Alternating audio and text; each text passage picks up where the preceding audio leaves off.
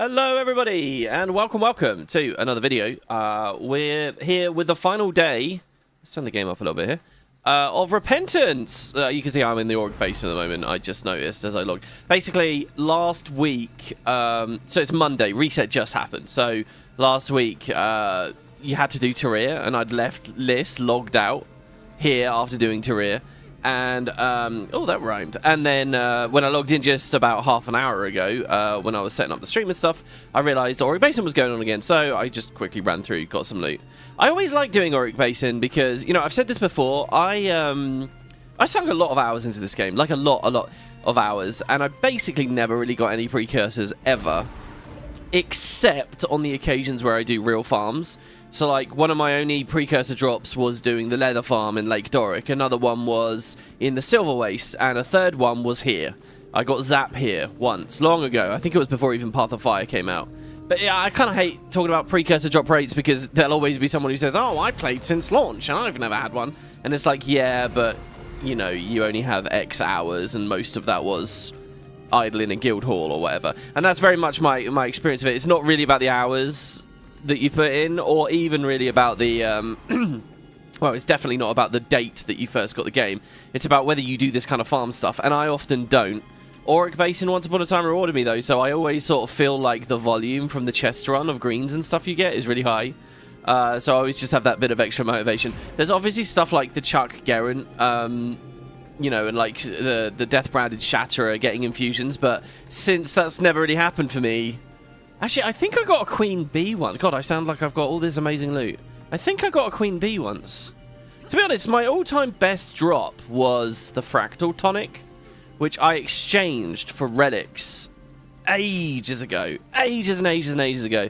And I feel really stupid for having done that because then I basically just pissed all the relics away on, you know, like infusions, +9/+5 infusions, when I really should have just bought the raiding ones because they're so much cheaper, and it put me so far away. Like, I'm nowhere near Fractal God. I've gone on and on throughout this Repentance series about all the stuff I've done in the game recently, but I'm still nowhere near Fractal God.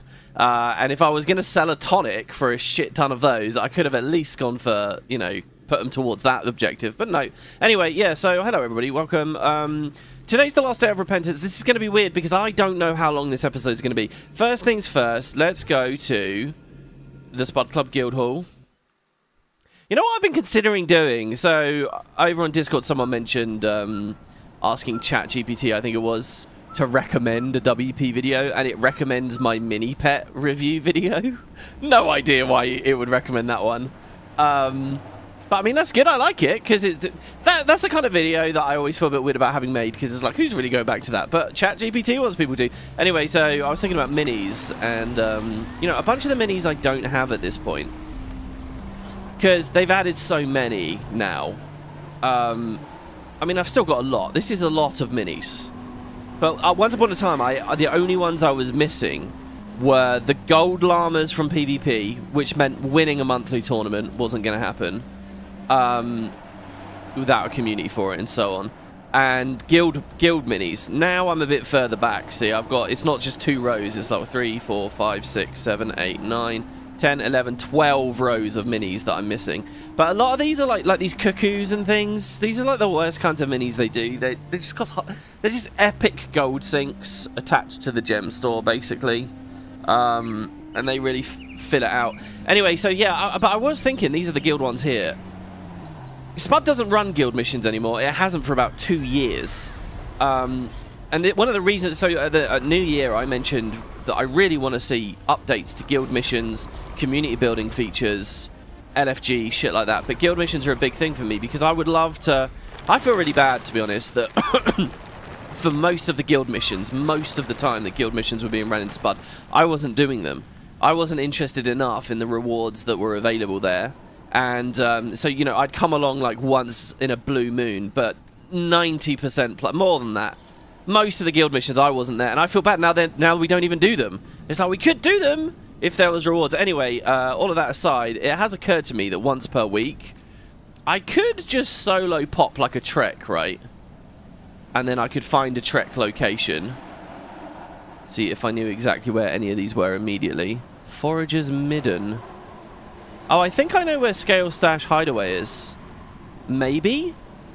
I mean, obviously you just wiki this stuff. Is Scale Stash Hideaway this little cave in Gendaran? Let's go have a quick look. Anyway, it occurs to me that I could gather my Guildhall nodes and then also just grab a couple of commendations. This is purely a me thing. This is purely selfish. This would not be in a schedule. This would be me just logging in randomly, and as the luxury as a guild leader. No, it's not here. One of them is here. Or maybe it's another cave. Just to tag a trek, because you can get like 2, 3, 4, 5 commendations a week for like seconds. The thing is, when you do actual guild missions, there's a lot of waiting around. You can't just pop a trek and have everyone run over to the one little one and then that's it. Because people are slow, you know. Yeah, I was thinking of this. There's no scale in here though, and there's no corpse in here either.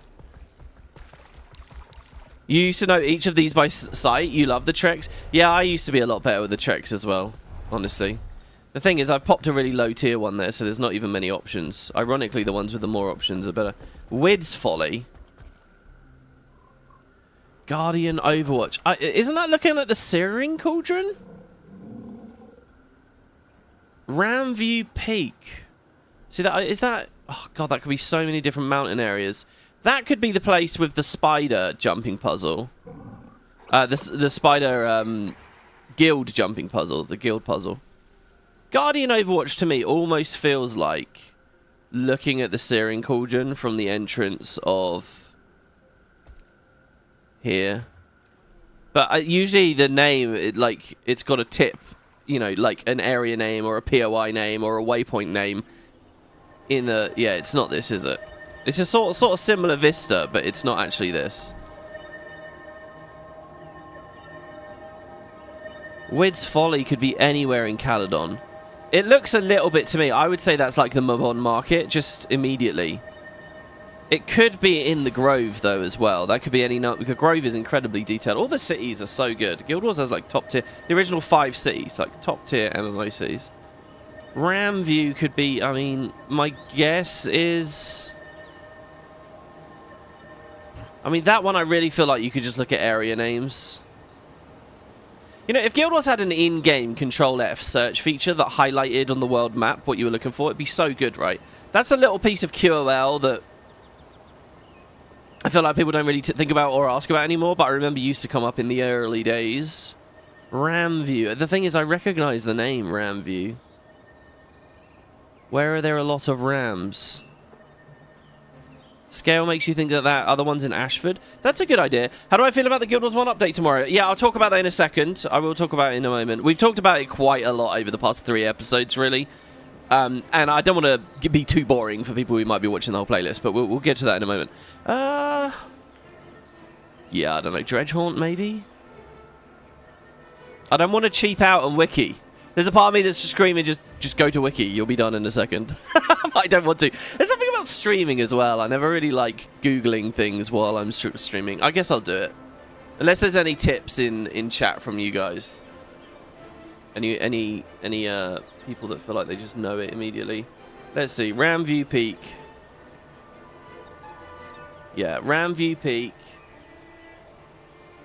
is... Oh, it's just it's not an area name. It's in Dredgehaunt Cliffs at the Snowside Ravine. It's near this guy's like little place, apparently. Yeah, I just genuinely didn't know about this one here. Oh, we have a party request? Oh god, I feel bad. Hopefully that's someone Oh, you're here. Wow, amazing. I was going to say, hopefully that's someone watching the stream and not someone who's in-game in the guild right now thinking, oh, missions, I'll join. I need to be disappointed. But yeah, we climb up, do we? The question is, without a mount, how would I do that? I guess just clamber. Very nice. Cool, cool, cool. Oh god, we got 2 people now. There you go. See, it's as simple as that. I mean, if you're on Wiki, that's just one commendation. But the next trek, see, the other value as just the leader is you can just abandon it, right? So I abandoned that. It was going to time out maybe in 12 seconds? I don't know. Or lock in. And then you could just do the next trek, right? And you only have to go to 1 spot. And this one will probably reward 2, I think. And that's it. You could just add that to your weekly objectives, you know? Let's see if there's any of these that I just know off the top of my head. That looks like the place with the submarine in Plains of Ashford. Maybe? Import Hollow, Tactical Retreat. The Karka Club is very easy. That's South Sun, obviously. Dofal's Court. That might be out the front of one of the puzzles. Let's do the Karka Club then. So it would be this, a Pearl Islet. Anyway, I think it's a Pearl Islet. I say it's easy, and then let's see. Are we going to struggle? Because the personal reward obviously only asks you to do one thing.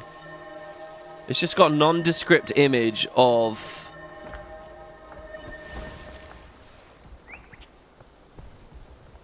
some, like, seating areas with trees. Something like this. Yeah, there you go. It's just right in front of the bar. We have another player. There you go. So usually there'll be one that you can just spot, really. Oh, that was still only one commendation. I think when it goes... is it when it's a hard one? That was easy and medium. But when it goes hard, do you get an extra commendation if it pops up? As for the other ones, I don't know. I don't know what else is really soloable. Tier 1 Bounty is probably soloable. But they're really annoying to proc a lot of the time. So like Breckerbeck. He's just on a... Breckerbeck. Wait, I've spelled his name wrong because it's 2 Ks. Can never be that... Oh, it's 3 Ks actually, really. Oh, he is on a patrol, and since mounts have come in. So Breckerbeck is the Harathi Hinterlands one. I'm sure someone's getting nostalgia watching this because, I mean, I'm getting a little bit. Because for some of us, we've done so many of these missions, and you sit there in comms and you hear words like Breckerbeck going on and on. And someone says, okay, it's Breckerbeck next, and then someone else says, oh, found him, you know. It's funny, despite all that, I don't think I've ever done really, like, I've never streamed, because I don't do that kind of content, right? I don't just sort of sit there doing normal sitting around playing the game, but I happen to be live stuff. But, so I don't really have any content showing that off or what that experience is like, but man, very, very common. He loops around this, basically, so I'm going to go down. Really, you don't want the people to be together. That guy on the Griffin is going the exact same way as me. Oh, and he's turned around when I turned around. Because you want to spread out so you can find him. The other thing is obviously saying in chat, has anybody seen him? You know, in case there's a... Well, there's a mentor here. Is the mentor standing next to him? No, the mentor... Oh my god, it's a spud mentor and everything. Oh, he is here. Yeah, nice. Amazing, guys. Wow.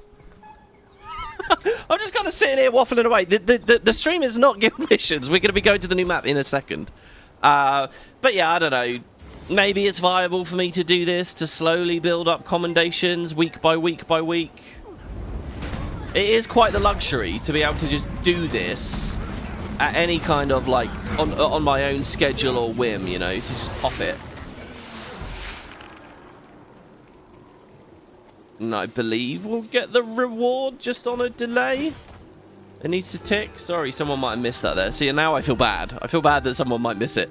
So anyway, there you go, guys. Right, let's move on into the main content. And yes, we'll talk about Guild Wars 1. I don't know how long this stream's going to be. We've had a bit of a slow stalling start there, but to be honest, for good reason, I don't know how long the missing scout is.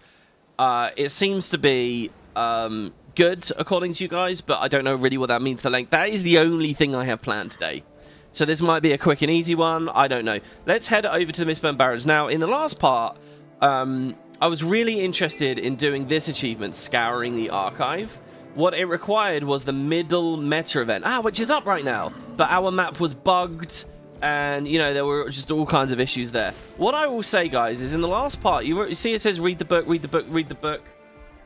Just so that you know, I thought that a couple of these we didn't know anything about. So, Scouring, I'm on Wiki at the moment, Scouring the Archive. Okay, I'm trying to get a map here. So, book 2 is here. Okay, so book 2 is here. Hopefully the books, I don't know whether it's phased or whatever, and the books will have despawned already because he's in the next room. Is it really high up? No, it's not up here. Maybe it's low down. Now, these books. So, in a previous part, I read you guys some lore. Ah, it was there. Fuck. I just saw it despawn. Oh my god. Come on. It's like we're being trolled by the universe here. We saw it for like 1 frame. All right, well, look. Anyway, it's by the by because we've already read all this lore. I didn't realize. I was hoping that there were a few we hadn't read, but all of these are from Overseer Atticus, which I read you 2 parts ago now. We got them off of the wiki. It was Atticus talking about how this other guy, Othos, had brought the keystone to the city, and people had got sick, and they put the keystone deep down under the city, and, you know, it was seeping these vile energies, and it was affecting the children more than the adults, eventually the adults. And this last one, the book in the awning, that last one basically said, you know, it's over. Kamali, the door of Kamali's opened, and we're fucked now, basically. All of them are Atticus. The only thing is, I was vaguely entertaining getting this on stream, and I was hoping to do the map. What I was hoping to do was load into the map while the meta was on its way, and then we could have gone in and done it. But I really shouldn't have done that trek now, in hindsight, but hey, there's no way to know. Well, there was a way to know. I could have checked first. Anyway, so the reason I was vaguely entertaining the idea of showing it on screen is it's a mastery point. It's a mini. And this last step is speak to the Coden Wildstalker to complete the quest. And to me, I think that might mean there's some lore there. Now, looking on Wiki, they haven't actually documented what that Coden says. It's a good page, and it lists, you know, screenshots of where to get all the books and everything. Wiki's so good. They fell on this format where you get a screenshot of the map and a screenshot of in-game, and they're always side by side in these tables. So good. So they have all that set up, but they don't actually have whatever dialogue the Wildstalker says. I doubt it's anything amazing, guys. Let's be honest. It's probably just saying, oh, now we know more. Bye. That's it. You know, we'll probably get like 7 words. So, ooh, now we know more by 6 words. So that's it, really. That's Scouring the Archive. And for all I talked about on the previous part, didn't really matter too much. The main focus today is the end of Repentance, really. It's Missing Scout. This was a day 1 achievement. When we finished the patch initially, about a month ago, a lot of you guys said to me, hey, you should do this. So let's go for it, and hopefully this is good fun. Complete the steps to investigate the missing scouts. Someone, apparently we spoke to someone at the Alliance staging grounds who must know more. There have been reports of missing scouts in the area, maybe someone at the Alliance. Okay, so we need to speak to Ocean Bloom and Blinding Sunrise about their missing friend. And I assume that that is the other quest objective that I have. This, maybe? Like the actual icon. I love this, by the way. This quest icon for achievements, it's like a little diamond with a crown in it. And I guess because the crown is the achievement icon, maybe? No, well, that's the Arenanet icon. I don't know. It's so weird that this basically is... That's what means go do a quest in Guild Wars, you know? When these things aren't planned out, you just end up with crazy shit. Okay, I'm looking on Wiki. It says that that's not actually the objective. I have no idea what that is, actually. Is that a bug? That looks like that way? Okay, what we actually want to do is we want to go to... I swear I just heard the Discord ding, but no. We want to go to, like... Oh, there they are. They're over there. All right, I'm going to put dialogue on as well. Treasure in the city. Hopefully we can all hear it good. Yeah, guys? It's not too quiet. Wow. That's quality armor. Thanks. Okay. Oh, I think I've heard that. Oh, I mean, I've definitely heard that in other areas of the game. They're referencing it once more. I think they did this. When did they first do this? With the Requiem stuff, maybe? Astral Ward Skirmisher, Astral Ward Protector, Astral Ward Mage. Let's speak to the Mage. I worked hard for this gear, and I couldn't resist showing it off. Where did you get it? I scavenged obsidian weapons and materials for crafting true sight armor. That they can be found in the Mistburn Barrens. Okay, can you tell me more about the weapons, please? Well, this clearly isn't it. This is to do with some weapon collections. The Bloodstone survey has failed. We get true sight armor. This doesn't have lore, does it? This must have been what people were talking about with the collections before. Hopefully that doesn't have. So wait, Wiki says apparently it's right near here. Is it? Oh, maybe it's just this person. No. There's a baby Zeus turtle here. Oh, that's so cute and strange. Ah, is it you? Can you deliver this for me? No, that's part of the heart. Wiki is saying, right, that... Oh, it's saying it's actually up in that alcove there, that cubby hole. I'm going to go north a little bit. Hello? Oh, here we are. Blinding sunrise and ocean blue. It's funny, these guys don't even have a telegraph. Wayfinder, we could use your help. Our friend Riven Mall has not reported in for some time. Okay, of course. Any clues as to where they might be? They were part of a missing scout mission to the north. If you can find Quiet Lagoon, he may have more information. Right. And Blinding Sunrise, you said the same? Oh, it's actually both of them. I didn't realise. I always miss this, but the first dialogue was from Blinding Sunrise on the right. Then you click, and then Ocean Bloom speaks second. All right, well, we got the ding. Missing scout. Ocean Bloom and Blinding Sunrise said to seek out Quiet Lagoon, who is scouting in the north. So he is in this area, which we struggled to get into before, actually, but I'm assuming the entrance is there or something. There was definitely a low road, wasn't there? It wasn't down in the Valley of Agony, but there was a low road. I'm sure there was. Let me just check here as well, by the way. There you go. Central Field Survey begins in 1 minute 15. So this map is not bugged. So maybe we can grab Scouring the Archive as well, just because. All right, so off we go. Now I can finally look at chat. Hello, everybody. Hello.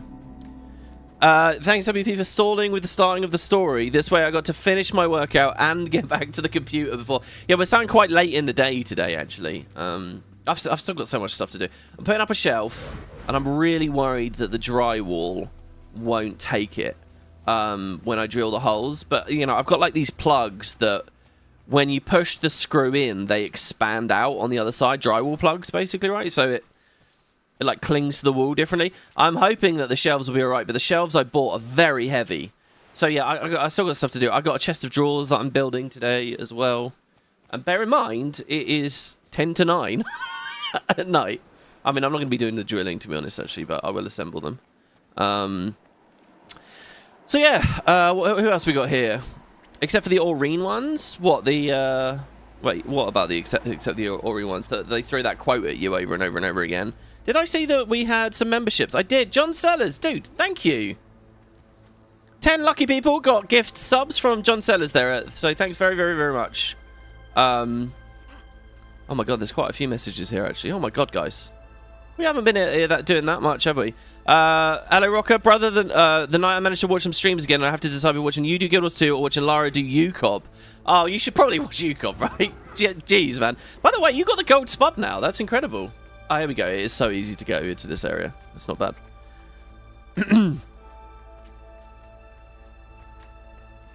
Oh, you were talking about legendary weapons, were you? Oh, okay. That they were the way to go if you don't care about looks too much. I mean, if I remember rightly, the Aurene ones weren't too expensive. I still have a bit of AP to earn from doing that. Quiet Lagoon is the adventure person, so we might have to just do this adventure here, guys, actually. But the Aurene ones, I guess, are kind of flexible. In that you get the base, and then for sort of a low cost, you can make it suit your character a bit more by picking one of the themes. To be honest, I really like... do I have it on this loadout? No, this is Juggernaut. I have a few different catalyst hammer. Here's oh, this is, yeah, all right, this is a good enough demonstration.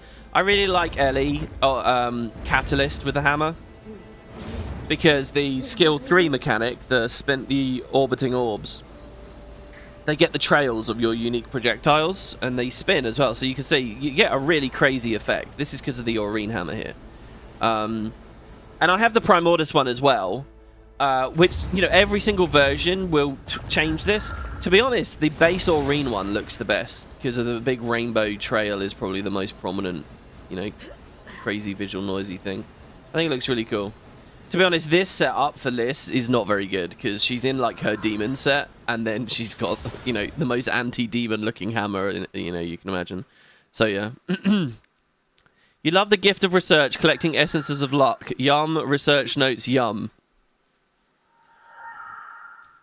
Yeah, is that like research notes and luck? I mean, luck's not bad. To be honest, if you're at a push and you've got money, either because you play a lot of the game or because you've done gems, you can just salvage ectos. Luck's not really that crazy to get. You just salvage some ectos and then you're fine. Research notes are annoying, though. I've still never really found a way. Like, I get the idea of the system. It props up weaker areas of the economy because they'll be worth research notes, so they naturally get a bit of value. But so I get the idea of the system, but overall, I always find it really tedious whenever I need research notes.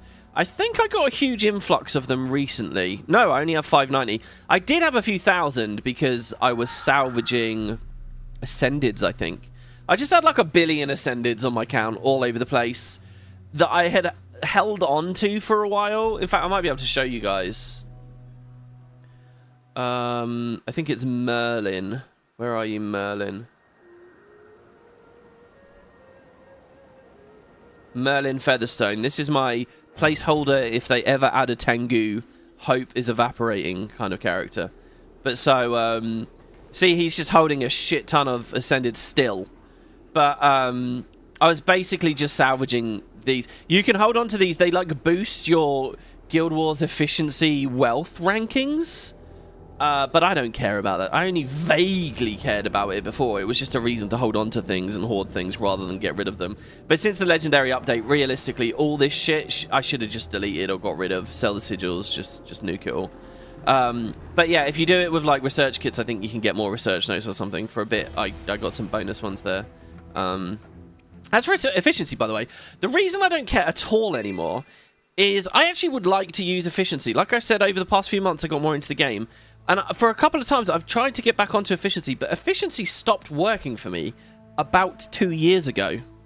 And I know what you're thinking there. What do you mean, WP, efficiency stopped working for you? My API code for my account is bricked. It does not work. You plug it into a service. It doesn't matter whether it's this or like Blishard or whatever.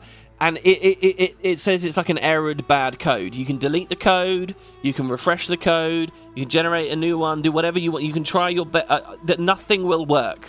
And I've seen a few posts of people on the forum saying, hey, my code isn't working anymore. What do? I'm tearing my hair out. And people will say, oh, that's weird. And then it will be like 3-4 days later. They'll post again and they'll say something like, oh, yeah, it's fixed now. I guess it was just a weird bump. But that doesn't happen for me. My code is just dead. I don't know why. I wonder if it's because there's a lot of weird fucking data on my account. Like, it's an account... this isn't a humble brag, but it's an account with, like, a lot of character slots. And, you know, like, 11 years of shit piling up on it in terms of unlocks and stuff. So maybe at some point there's been, like, I don't know, like an overflow error or something. I got no idea, but... So my key doesn't work, so I haven't used efficiency. And every time I get to it, I'm like, I could message support about this, but I can't be bothered. And then I just sort of get over it. So, yeah, I haven't used efficiency for a long while. Anyway, Rocket with the 10 subs. Thank you, man. That's really nice. WP, do you have Sharur or the Gen 2? I have not got Sharur. Weirdly enough, I'm not much of a hammer player. I mean, I do like hammer on warrior. The PvE hammer warrior rotation is really fun. And has been rock solid for like 3-4 years now. If you play it with a Spellbreaker, it's very fun. So I like hammer there. I'm not too much of a hammer fan outside of those two. But somehow I have ended up getting... or I have Gen 1, I have Gen 2.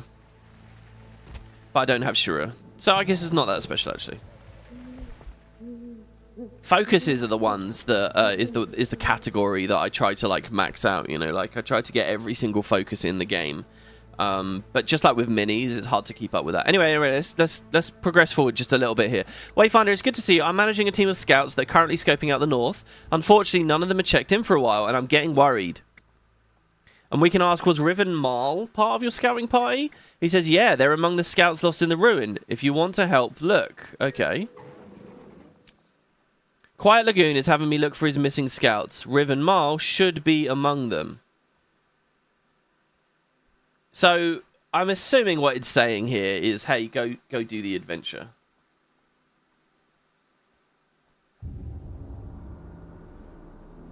Yeah, it says I need to get gold rank on this adventure. Shit. And I actually didn't do that before. Alright, let's just re-familiarize ourselves with how it works.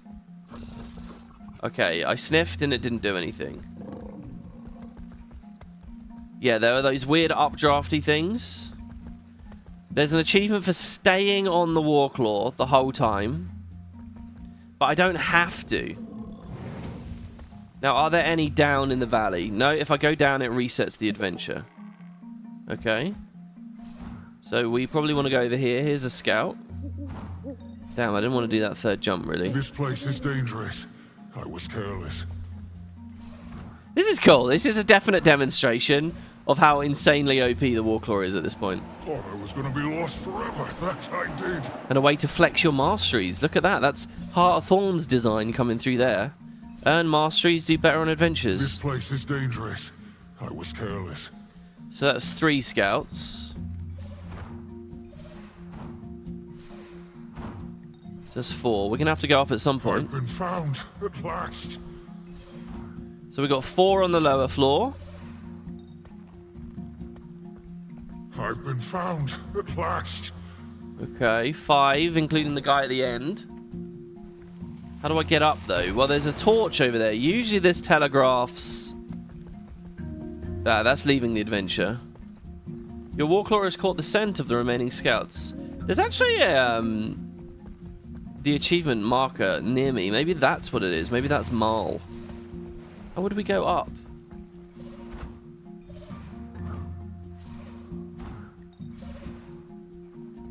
Okay, so the way up is here. Okay, so what we want to do then, right, is we want to go in this route.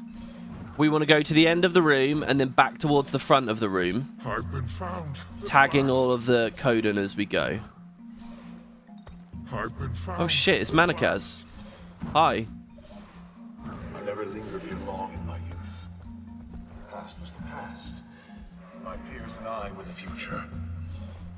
There was nothing worth learning from the seers. They lost. That alone was proof of their insignificance. Foolish. But then, what does that say about us? I pushed boundaries, gained deeper mastery over Bloodstone. The door of Kamali would have held, had I been there. Had I been allowed. What does it matter now? Those I once idolized could not manifest a future with us in it. They failed us. Dude, that's brilliant. I don't even care that we just threw the adventure for that. I don't care. I will stop for lore if it means throwing an adventure. That was really good. I can't tell you how happy it is for me to... It makes me to just hear them say the full sentence. The door of Kamali. They keep mentioning the door or just Kamali. They haven't given it just in full. Oh man, Manakaz is really sure that if he'd been allowed to be on the Fire Island chain instead of stuck here, he could have kept the door shut. I love the thought that that's true. Right? It's a more captivating, tragic, fun, layered story if that's true. You know, you've got the older Mursaat didn't see his potential. Short-sighted on that, and he himself is short-sighted in his own way in that he didn't respect the seers. The seers clearly could have dealt with this. You're dealing with the keystone, bro. Right? This is seer stuff. It's actually beyond credulity at a certain point that the Mursaat wouldn't seek the knowledge of the seers or respect the knowledge of the seers when it comes to the keystone. I mean, I know that they lost the war, but it was apparently like a 1,000-year war that you really struggled with. I mean, they're not... I mean, that is a bit cartoonish, really. But still. By the way, I just mentioned short-sighted twice there. I want to say thank you to everyone in the comments. A bunch of people left comments on the last one about eye health. But different things you can do and like... Oh, my God. So, I didn't expect that. And it was quite nice. I always like it when I... You know, I've told you guys this before. Basically, what I'll do is I'll wake up when I first get on the internet, whenever that is. I'll, like, my homepage is the WP subreddit, which is very, very slow moving, but it is my homepage, so I see it all the time. I always refresh the YouTube comments, And, you know, it's really cool to get a bunch of YouTube comments that aren't just asking, you know, about the normal stuff, which is also fun, but suddenly we were having big conversations about eyes and stuff. Anyway, I need a bumper sticker. I break for law. Yeah, maybe. Once you know the path, it's pretty easy to get gold. Just learning it can be annoying. Yeah, Hardy, I would say that that's exactly... That epitomizes pretty much all of the adventures. There are a few adventures that are not like that. But mostly it's learn the route. And I always find that vaguely, like, anxiety-ridden or stressful or just kind of not fun. Right now, I'm kind of into it. And I think the reason for that is my options are very limited right now. Right now, it's very clear what the opening is. And there's not much, you know, wiggle room.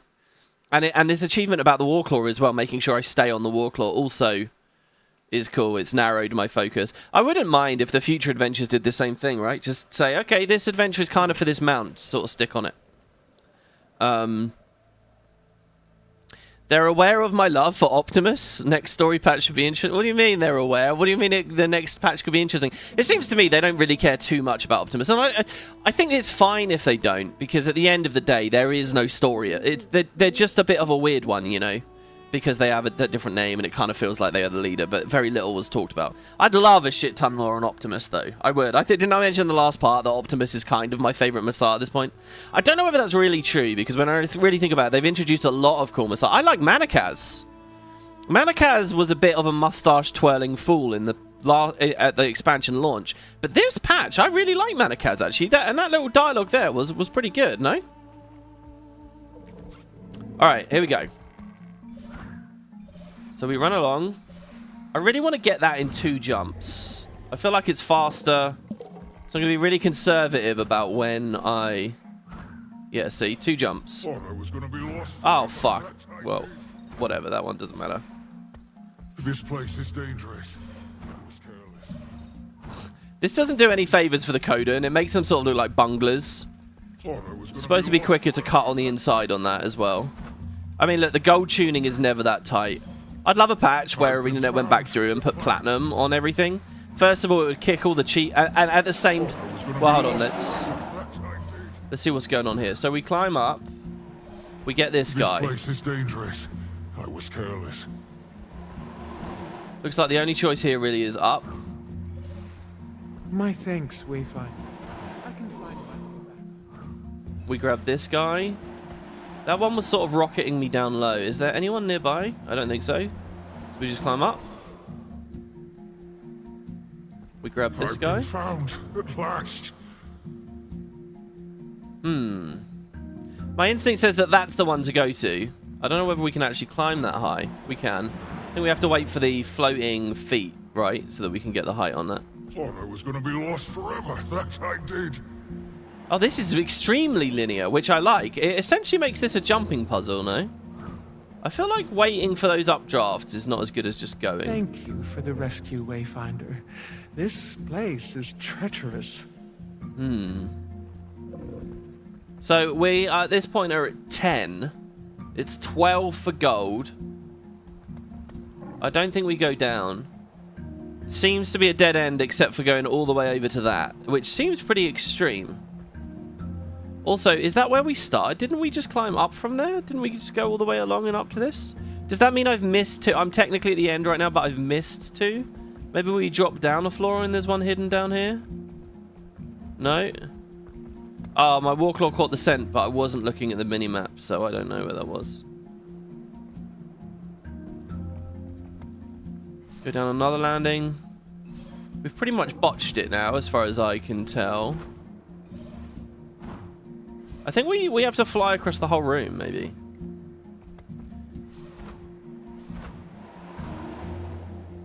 Or maybe once we come here... Oh, God. Oh, shit. Alright, well, that was silver. And we get a mastery point, which is nice. Let's redo it. 1. Big weight. 2. This place is dangerous. 1. 2. I've been found. Manakaz is not leaving. Is he in like a super position? Never lingered here long in my youth. The past was the past. As in, like, he's all over the map all the time and I just only get the impression of it. Or is he actually just literally there? and he'll move on at some point later. Please tell me, I did press F. I don't know whether that conversation went through, though. Thought I was gonna be lost forever. That I did. I don't think it did. I've only got 3. Fuck. I did press F on that. Well, not F. I use a numpad button, but still. Thought I was gonna be lost. Okay, that's forever. 1. That I did. Now that I know it's a risk, I'll make sure I'm fully clicked onto them. 2.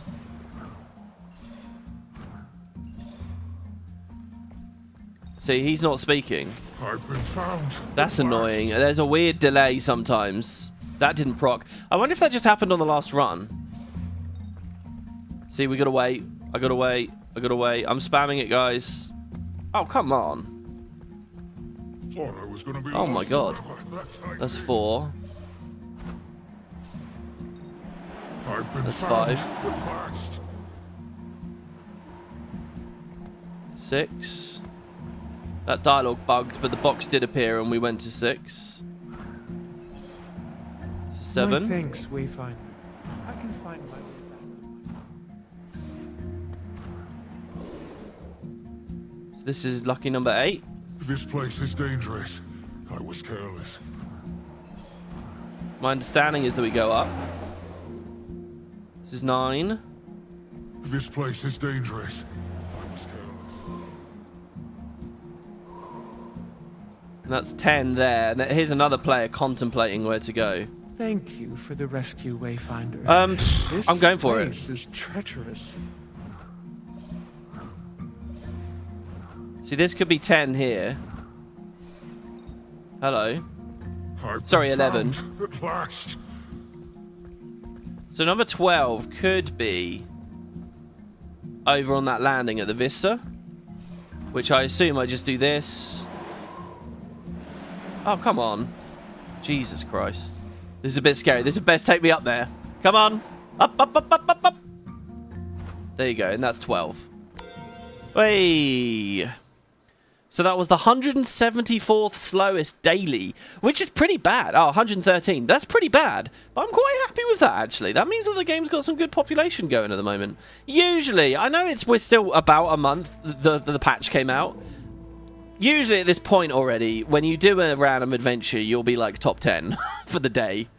It's a bit like going around Guild Wars 1, doing the challenge missions there and stuff. That's right. Let's see where or if Boots was there. I actually haven't seen. Do you guys know if Boots has done any adventure episodes for this patch? He's not on the list. Well, there you go. So we got gold. So that gave us gold, which is good. And we wanted. That kind of was actually really fun, and it makes me want to go do the other adventures on stream. We got an obsidian rifle. Worth only 80 silver. That's alright. Target destroyed. That'll be nice. Some nice easy AP then. That'll do it. Let's Is that get a underway. rare? That's outrageous, Arenanet. That is not a rare collection. Fucking a handful of silver for each one. That's outrageous. They really should recategorize some of this stuff. And probably add a medium collection. I think they should do like an ultimate collection thing as well, with just like obscene objectives, just for people who want to go for them. You know, like it should be like condensed. You know how in Minecraft, in a lot of mods, you can compress dirt into more dirt into more dirt. And they should have like bloodstone bricks, and then they should have a compressed bloodstone brick, which is putting 250, 250, 250, 250 into the Mystic Forge, and then you get like a compressed bloodstone brick, and then you can like double compress. And they should have, like, a rare achievement is to get, like, triple compressed bloodstone or something. Just crazy shit like that. I don't know. You're getting it anyway. And what are we spending the bloodstone on really now? Okay, moving on. I'm not saying for AP, just as just sort of fun 0 AP sort of challenging things. So we found him. Rivenmar was not among any of the 12 scouts. Maybe they're lost somewhere else in these ruins. These ruins, this specific area? We need to interact with a strange box just east of the Vista. Oh, that finally, now that bugged telegraph is now what they want me to do. Okay, you know, but the thing is, it's funny that in this same patch, another achievement had the circular telegraphs. Why not give me a circular one there? The circular one is superior in basically every way. It doesn't have a weird malaligned icon. It doesn't, you know, give away the exact area, but it gives me the gist of the area. That would be the best thing, right? Right, well, we can sky scale up to that now. Pretty high. Can the sky scale benefit from these Warclaw updrafts? If it can, this is easy. Ah, okay, it's easy. That would have been an actual... Well, would it have been a puzzle? I would have just climbed up that and then dashed. Hello. So, the strange box. It's funny, in terms of how this is designed, you might think that you just finish the adventure there and then take 2 steps to the side. But the adventure's going to teleport you back, so it's funny. You do have to do the weird zigzag. Oh my god! Oh my god, we're teleporting somewhere. Holy shit. Oh my god! Once is chance. Twice suggests a pattern. Have insects finally come to pick at the corpse of Bavanisos? What is this place? Holy fuck, this... My sanctuary. A playing field. My pieces are arrayed, but where are yours? Pieces? These are living beings, not your pawns. They are bound by the rules of the game, as I am, and as you are now. Should you defeat me, my pieces are yours. But if I defeat you, your pieces are mine. Oh my god, is it Polymock? Wayfinder, the others, they're only husks. If she wins, claim you, she will. True. Since you have no pieces for me to capture, you wager yourself. This is like Yu-Gi-Oh! In the Shadow Realm or something. Round 1, rolling initiative. This is insane. Okay, I didn't expect this. Okay, what? Can I wait and ramble? Oh my fucking god, he's attacking me. Riven Marl attacks this for 3 damage. And then this guy's throwing a thing at me. The Bloodstone Elemental Sprite attacks me for 2 damage. I have 11 health and I didn't lose it. The White Mantle Knight attacks me for 2 damage. Am I supposed to be counting and adding these up? Seems I cannot hold what death surrenders. But an exception is not a victory. The piece you clearly have your eye on stays with me. Although, perhaps I'm not very attached to it yet. I could be tempted to permit a rematch, if you come prepared. Challenge accepted. Marl, your bearkin are waiting for you. I'll be back to take you home. Pieces, my carvings. Wayfinder, bring my carvings. Holy fuck. Okay, it stopped. Okay. Alright, okay, I was just going to talk through what's going through my mind. First of all, yeah, someone in chat already said it. This is where we were, like, standing with Bram in Season 4 at the end of that whole arc with him, I think. It might also be, you know, when you do the mini Rift events in Season 3, was it? Or was it Season 4 as well? It's like one of those areas, isn't it? Like where you find the Rift Karka and stuff. It's that kind of thing. Anyway, this immediately feels like Polymock to me. And what I find quite interesting is back with Eye of the North with Polymock, there were like all these suggestions that there was like some connection between the Asura and the Mursaat, mostly just among fans, but you know, like the city name being an anagram, the question of, okay, the Asura came to the surface and they inhabited ruins that were already there, and the question was, who left those ruins there? Who left the ruins on the Tarnished Coast? The Asura were essentially just squatters at that time, and one of the answers to that could have been, oh, well, it was the Mursaat, because, you know, it was close to the Fire Island chain and whatever. And then, therefore, there's this idea that maybe the Asura got Polymock off of the Mursaat, like they found pieces or something. But I don't know, that last bit I'm not sure about. I'm very hazy on that. I can't remember whether that was really a theory. It might have equally just been that all the Asura tell you, hey, here's this game we play. It's called Polymock. And that's it. I do remember that there was a Mursaat piece in Polymock. The thing about Polymock as well is I can't remember what the actual lore of it was. You had little pieces, but when you chose to play the game, they were like real animals. So if you played like the Skelk or something, you were playing as a Skelk. It was like Pokemon, really, right? You were actually controlling what seemed to be living creatures. I can't remember if they were just automaton, like facsimiles that looked very, very, very alike the living thing. Here we have a Mursaat actually manipulating people, right? And there's so much to get into on this. Like, what? What does that mean? Pieces. Liz says they're living beings. Marl says that these other ones are only husks. And if this Mursaat wins, then we'll become a husk too. So they were living once. Is there a thing that maybe all polymorph pieces back in Guild Wars 1 were actually once living things? That's kind of a dark twist on it, and that kind of says something. Did the Guild Wars 1 hero know that? Why is Marl not a husk? Because it's just not been long enough? Okay, then we get attacked, but nothing really I noticed that I can't because we have dialogue up. They had like loads of like effects on them, which was really interesting. It actually looked like I was going to play the game. But then I took damage, but I didn't take damage. And I don't understand this. I really don't understand it, guys. Is the idea that we lost, if I sum up all those numbers, did we lose? It was like a 2, and then another 2, so we'd be at 4. And then it was like a 3, so we'd be at 7. Did she do 4 after that? That would be 11. That would be our health. And we would have died. In theory. I'm thinking that she, like, beat us. Round 1, she beat us with these. And her phrase, right? Her phrase was, it seems... I cannot... What was it? It seems I cannot hold what death surrenders. What does that mean? I get on the surface level, what I think it means is we lost, and she tried to make us a husk, but she couldn't. And she couldn't because she cannot hold what death surrenders. What does death surrenders mean? About us?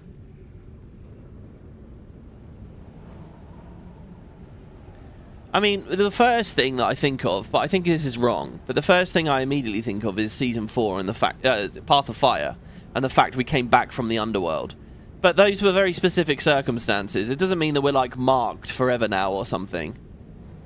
We're not like a god that can't die. I mean, that would be an amazing thing to write, by the way. I think it would be very interesting if they went with that, ultimately, and said, well, look, you know, you're not dying. You know, kind of put a whole new twist on that, like as a very long-term arc going forwards, and a nice way to play with the fact this is a video game and you don't really lose and so on, you know. It's our version of determination. I beat Undertale, by the way, guys. I beat Genocide. I won't say the boss's name because it's a bit of a spoiler, but I beat the final boss of Genocide. It took me about 4.5 hours. It was ridiculous. Really, really cool. Incredible game. And then I basically, you know, well, I won't say what happens, but yeah, I finished that. So I don't know.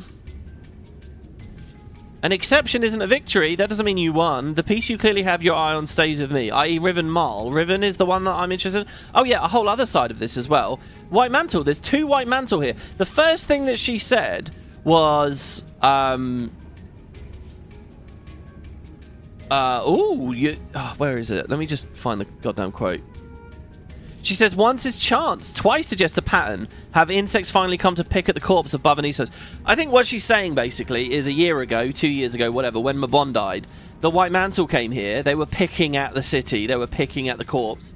And they found that box, whatever that box is, that Tesseract thing, I don't know. And they teleported in here. And she found them and took control of them. So, and now we're in another one. So she's interested in the fact that people have arrived at Bavanisos. Next question, where are we? So I think we're in the... This is Shadowcraft, right? We're out of phase with Tyria. I don't think we're truly traveling through the mists right now. I know that this resembles where we were with Bram, and I know it resembles where we were in Season 4's current event stuff. I know it resembles that. And in those situations, we were in the mists. I don't think that's the idea right now, though. I think the idea is we're out of phase with Tyria. We're doing the Shadowcraft thing. Because you got to think, guys, if this actually was a way to transport to the mists, this is like the answer the Mursaat were looking for. They were banished here. It's not that easy. You wouldn't just have a trinket lying around in the city. In the exterior of the city, the outskirts of the city at that, you wouldn't just have that. So I think that this is some kind of... I don't know. As for who it is, I mean, it's a woman. I don't think it's Dada, who's kind of setting up to me more of a heroine than anything else, I think. We can ask, though. This first question is, who are you? Speak your mind. Who are you? So that's about everything I thought of as that was going along. And of course, yeah, so I'm interested in the mechanic. I guess it's a real thing we can play. I'm excited to actually play it. But I guess I have to come back later. I don't have any effects that have anything to do with it, so... It's a little bit clunky, that opening sequence, if I was supposed to be losing health. I don't know. Alright, so, oh god, and there's chat. Should I read chat or should I go ahead? Chat might have spoilers. I already died twice. When was the second time that the commander died? Am I forgetting something major? The Guild Wars 1 hero died in factions, and the envoys bring you back. Or rather, the envoys refuse to shepherd you. I don't know, which way do you want to put that? And the Guild Wars 2 hero died in POF. The Guild Wars 3 hero will die. Oh, who knows? Stay tuned. Am I playing Guild Wars 1 tomorrow? Yeah, I'll talk about Guild Wars 1 in a second. It's a pocket dimension, you think? I mean, we've consumed so much magic up until now, it's not so far out to assume that we're something more. What do you mean, we've consumed so much magic? What does that mean? I think you've got the impression that because we're stronger and we're building masteries and stuff, that means we're eating magic. But I don't think that the game ever puts it in those terms. I think that's a specifically draconic concept. Well, no, it's not specifically draconic. You look at Matthias. I don't think we're really consuming magic running around as we go. I think our pet dragon was for a while. I guess the other death or near death was when Dragon Void almost overwhelmed us until Arene boosted us with her power. Oh, when we went supersonic at the end of EOD. I don't know. I don't think it counts. It's not quite the same as actually being in the goddamn underworld. Dead. God, that was a good beat in POF, wasn't it? And coming back. I don't know. This line is just very interesting. I would love it if they're setting up this thing that, yeah, they're basically saying there's something more going on here.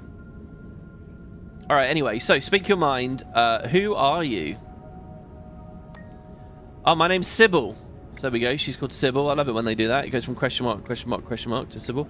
What titles I held no longer matter, do they? So it goes. Sybil. Now, I don't remember that from any lore documents in the rest of this patch or expansion launch. I don't think.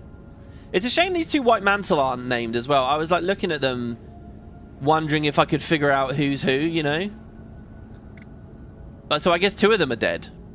Hold on, when we read the recent White Mantle documents, did it suggest two of them went missing? What titles I held no longer matter, do they? So it goes. Well, you're alive. As long as I remain here. By the way, this is another Mursaat. So what have we had now? Lazarus, Mabon, Sybil. As long as I remain here, my sanctuary suspends time, but cannot stop it. And the shock of leaving after centuries has always proven fatal. Ah. So this is like a little pocket dimension. See, I don't like this. I don't like when we have the mist and alternate realities and alternate worlds and pocket dimensions and slipping out of phase or whatever the fuck. Do you know what I mean? It's a mess, but whatever. You didn't plan to leave? This reminds me a bit of, I think it's in Divinity Original Sin 2. There's a whole bit where you end up in like this clockwork mini dimension. Do you guys know what I'm talking about? I certainly did. I tried not long after I entered, but all the world was in ruins. By the time it mended itself, I had few options. Wow. All the world was in ruins. So is this a Mursaat that hid here to escape the previous Elder Dragon cycle? This Mursaat, in theory, wouldn't have had anything to do with the Seer conflict or anything. It would have missed all of it. But then again, no, hold on. Sybil knows about Barvanisos. If Sybil knows about Barvanisos, then Sybil was around after the war concluded. Well, maybe, unless these White Mantle just taught her about it. So, tried to leave before, but all the world was in ruins? Post the foundation of Barvanisos. The world was in ruins. We're not just saying the city was in ruins. The world. Well, there were no apocalyptic events at that point. There nearly was, but we came along and saved the day. You think it was during the Guild Wars 1 Titan rampage? That's not the whole world in ruins, though. It's just not. It's Titan's going to select areas around mainland continental Tyria from Kilbron's portals. It's not... I don't know. Let's just say she's overreaching. She saw some places she cared about, Mursaat strongholds, and yeah, Titans would have been there fucking them up. So as far as this arrogant Mursaat is concerned, that's the word. And so you trapped these pieces here to fight for you, we say? And Sybil says, they simply played and lost. If I had any interest in bloodshed, I would have died with the others. Wow. That reason may be even worse, we say. You may sit and fume about it if you like. I don't mind company. I'll pass. No, I'll talk. This is the same thing, though. This is the Asgarin thing again, where it's like, let's ask questions. Oh, dude, I love that this was voice acted. That's always a treat, isn't it? I'll pass. Oh, okay. So we got a ding, but into a loading screen, which always means it culls off screen. It says Mursaat's game. Shit. Complete the steps to free Riven Marl. It's just a game, or is it? Wow. I didn't even notice that as a locked thing. So the Mursaat's game. Let me just check if the middle meta is going on here real quick. Wow, we almost finished the heart just from doing whatever we've done here today. It is up. Okay, good. Right. Let's grab these journal fragments, and we can keep chatting about the Mursaat's game thing. If you guys have any tips for me or whatever, leave them in chat. I will read it in a second as soon as we grab these. So the first one that I want, I think we already marked it, didn't we? No, then we removed the mark. So hold on. Scouring the archive. Thank you, Wiki. So book 1, I'm going to start low and go high. Book 1 is like here-ish. There's a Mistburned Valraven here. I assume that it's just while any event is up, we're alright. Tattered Journal, this one here maybe? This could be it. No, it's not that. We read that one already. Oh, actually, that's Ulrich. So these are the White Mantle.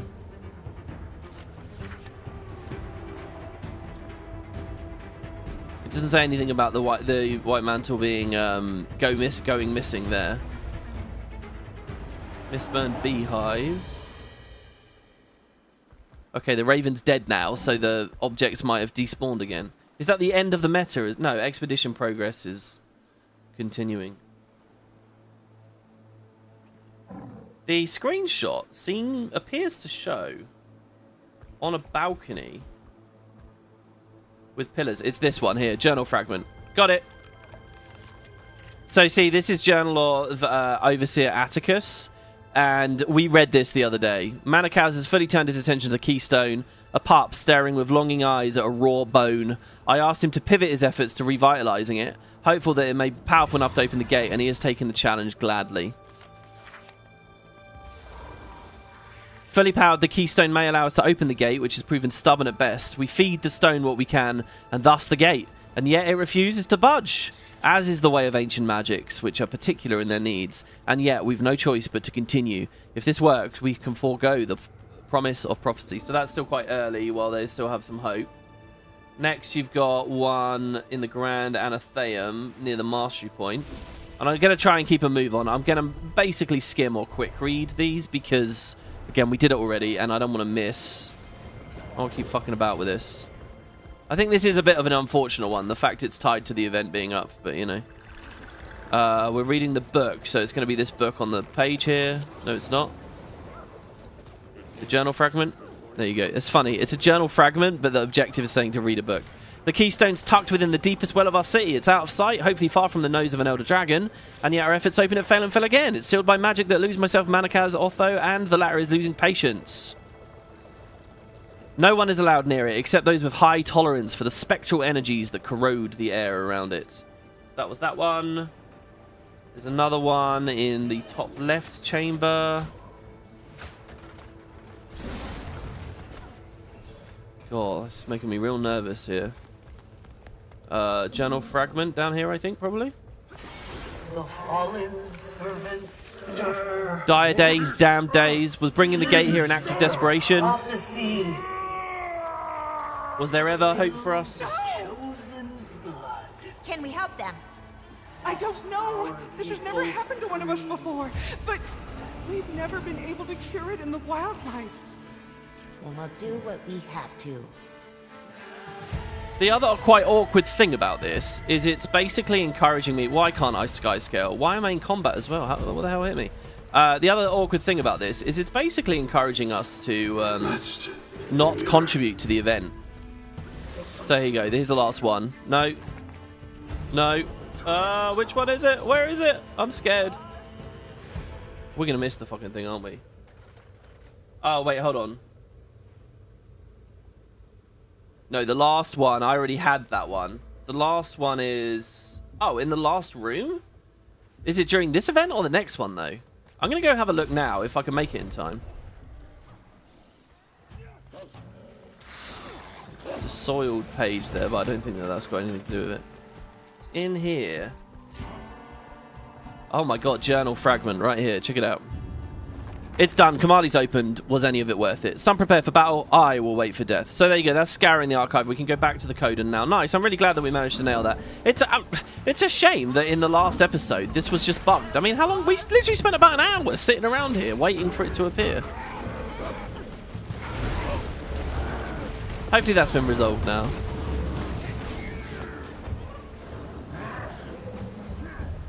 I don't know where this boss actually is. It's upstairs, is it? A mercy at this point. He will suffer no longer. We'll use what we learned here to work on a cure, to ensure no one else meets the same fate. Well, apparently we got 5 AP for finishing that event with more than a minute on the timer. There's not many left now here, actually. Gold on hazardous research, doing the valley a few more times.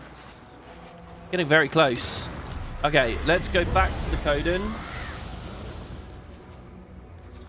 who is about here. I've also finished the heart now, so there's a chance that I can buy something daily from the heart. Still not too familiar with what they offer. Let's have a quick look before we go speak to them. Scavenged box. That's for 10 curious Mursaat ruin shards. And it gives these, which is the rare collection, but they only cost a few silver, so I'm not going to do that. Mini Rianwin we definitely want to get, though. So that's cool. Welcome, welcome, Rianwin. Character's been in the game for a while now, and that's the first time we can do that. So then there's True Sight armor recipes. I assume there's not another way to get those. Rift motivations and essence. There's a tonic, an Endless Yagon tonic. I assume that comes from actually just beating... Oh, this is probably each lane. The Yagon tonic, the mini warg, and the mini barbed veil. I bet that they're probably all also on the TP. I quite like this, actually. They've done quite well there, I think. And then there's the homestead recipes. I'll hold off on the True Sight. No, I'm not going to hold off. The fact that they cost research notes, these are almost definitely... This is almost definitely the only way to get these. So let's do that. That's for later. Okay, now. Grab the missing scout. Sorry, this guy. Do you have any new info? Yeah, here's some Mursaat journal pages from Atticus. Ah, there was no dialogue. Well, there you go. There was no dialogue. We just finished Mastery for the Mistburned Barons. That gave us the precursor backpack. Well, that's it, isn't it? That's the end of the sentence. This is the precursor for the new legendary backpack. It's currently dyed red, which is awful. I don't know what it looks like by default. I'm excited to get that. We get the mini Yagon from the previous thing. We get another mastery point. Oh my god, it's all come flooded in here, guys. Look at that. Beautiful. B-E-A beautiful. A couple of little achievements there. Right, so, Mursaat's game now. Oh my god, objective 1 is just what's happening and we don't have it done. Maybe Ocean Bloom and Blinding Sunrise have some ideas? Okay, what are your ideas? I'm just trying to think as well. I'm trying to rack my head. When has the word Polymock actually appeared in Guild Wars 2? Now, it's a place name at Ratasum, the Polymock Arena, which is like here, the Polymock Arenas. I think anyone can unfog it. There used to be a bug where you could get in. There's the work in progress Asura gate as well that takes you there, but it's I can't remember if this is now disabled or not. But you got that. That's not necessarily appearing anywhere. Has anyone ever spoken about Polymock? I'm sure it does appear actually. If I type Polymock in the search on Guild Wars 2 wiki, I bet I'll find some hits. Polymock arenas. Just lots of hits around the area. Apprentice. No. I don't know. There's too many hits, I think. Too many.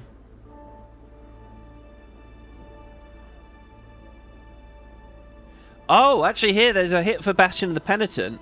And it's a comment on the wiki that where you fight the Mursaat Overseer feels a bit like a Polymock arena. Looks like prison Polymock, if human, apparently. So, you can actually, if you're an Asura in the Bastion of the Penitent, your voice line can be, "This looks like prison Polymock," which is quite interesting. I doubt that this game we're about to play is going to feel like that. That would be quite interesting. If it has, like, spikes coming up off the floor and stuff.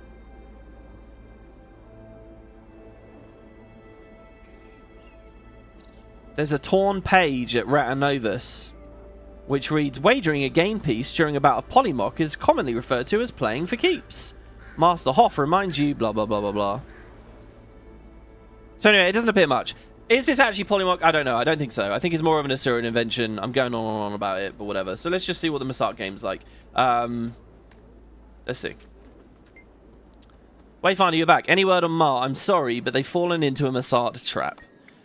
They are dead then. A great loss for the Bearkin. We all knew the price we might pay by coming here. We should retrieve their remains if possible. They're not dead. They're trapped inside a realm of crazed Mursaat.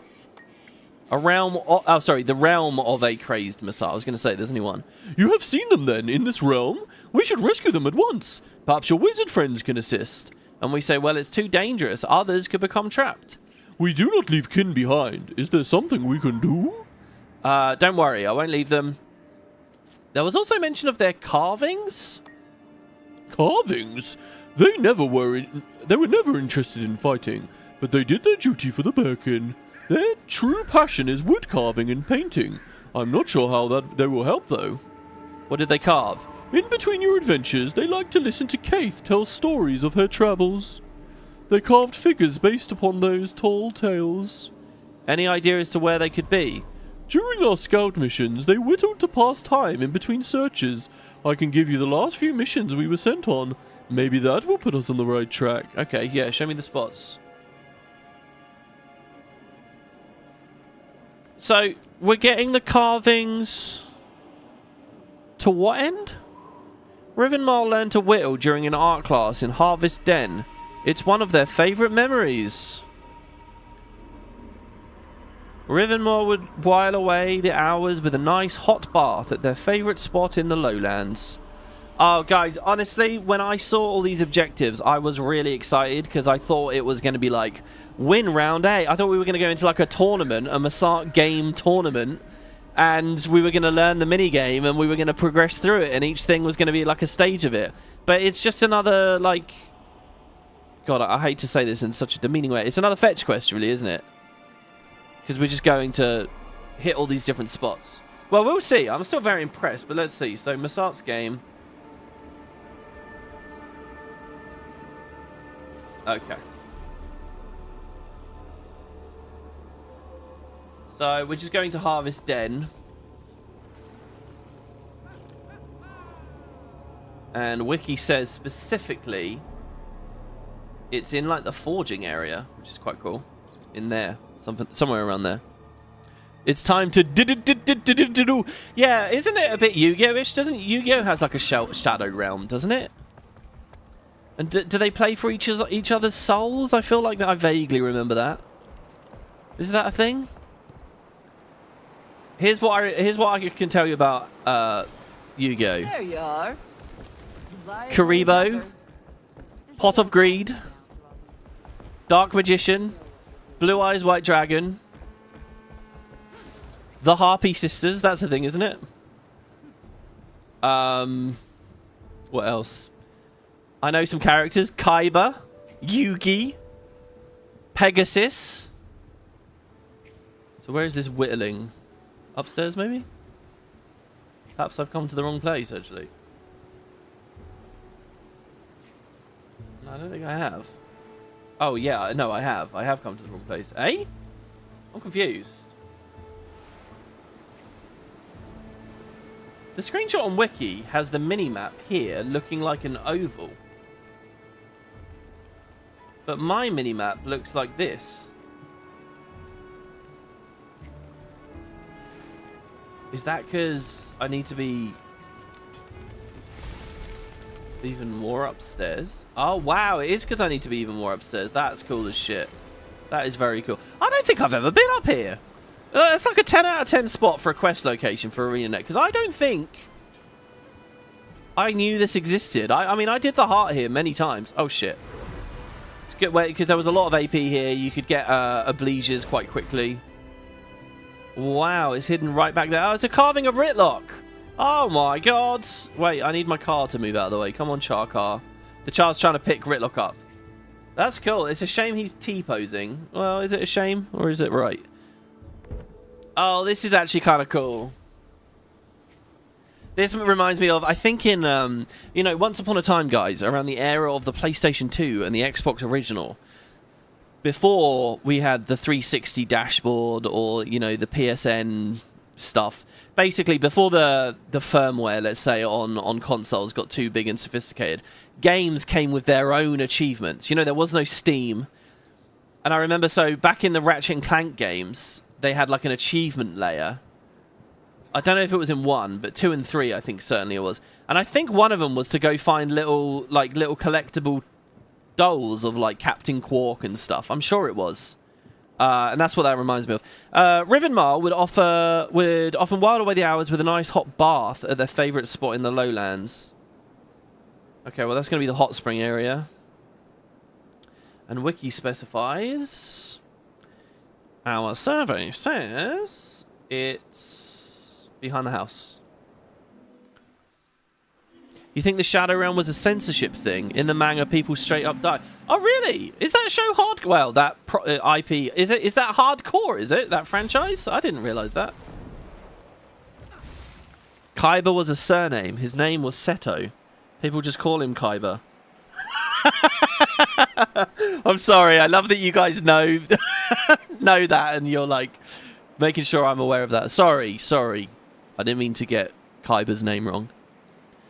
I sounded like Scaramucci from Samurai Jack for a moment there. I really want to watch Samurai Jack. I used to catch random episodes of it on like Toonami or whatever, and it always looked cool. But it was one of those things that was an era where serialized television wasn't that good because you couldn't trust people. I couldn't trust myself to every day be there at the right time. So they just show episodes out of order, or you wouldn't catch the whole thing. I'd love to watch the whole thing through because I always felt like it had a great sense of progression.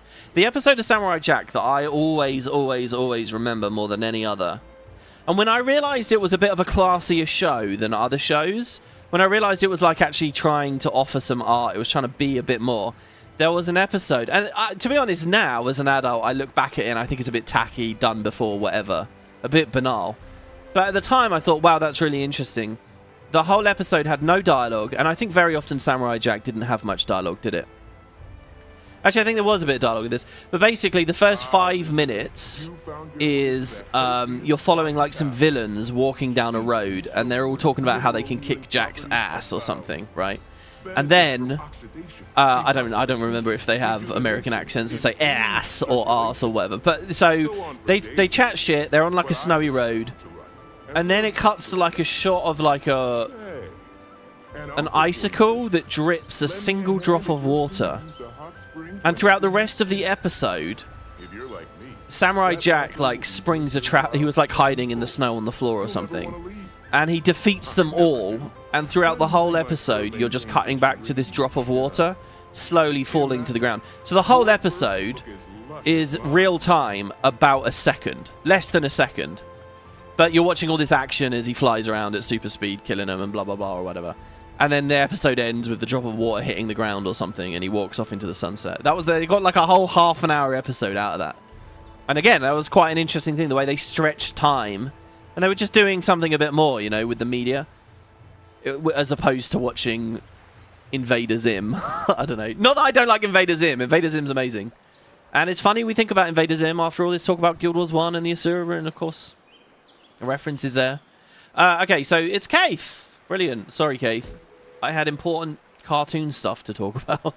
Rivenmar once won a bet by climbing on top of the Cathedral of Blood. Really? So wait, we're going to the Icebridge Saga? No, we're not. I was thinking of the Citadel. And it's not actually technically the Citadel, is it? I can't remember where that landed in the end. Is it the Citadel? I can't remember. No, we're talking about... We're staying in Janthir Wilds. We're talking about on this map, there's... that crazy... Here, my cursor was basically on it. On top of it. I have a friend who got an OLED monitor and went into this area where it's like really glowing and red under there. And it blew his mind. He thought it was the most gorgeous thing in the world. I've been hearing a lot of really great things about OLEDs. And specifically putting HDR or injecting HDR and sorting it out with this game, because there's a way to do it. I can't remember what it is. Just makes Guild Wars look incredible. Really, really, really cool. So, you know, like how on your XP bar, it's yellow, but it is striped with bits of white in there. You can see there's like accents. There's a texture to it. I can see that right now on my monitor. You guys can see that on the stream. But when you have an OLED, like the white bits really glow and really stand out, and you basically get a lot more details. You notice a lot more details than you ever would on another kind of panel. I mean, certainly one of those faded old TN panels.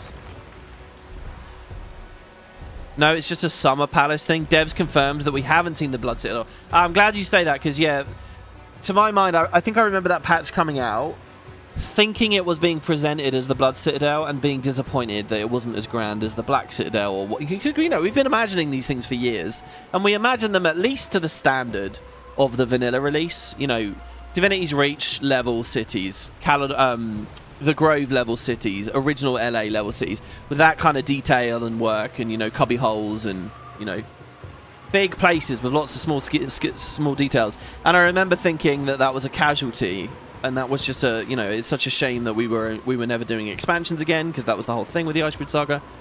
But a little bell in my head rang that, didn't they confirm it's not?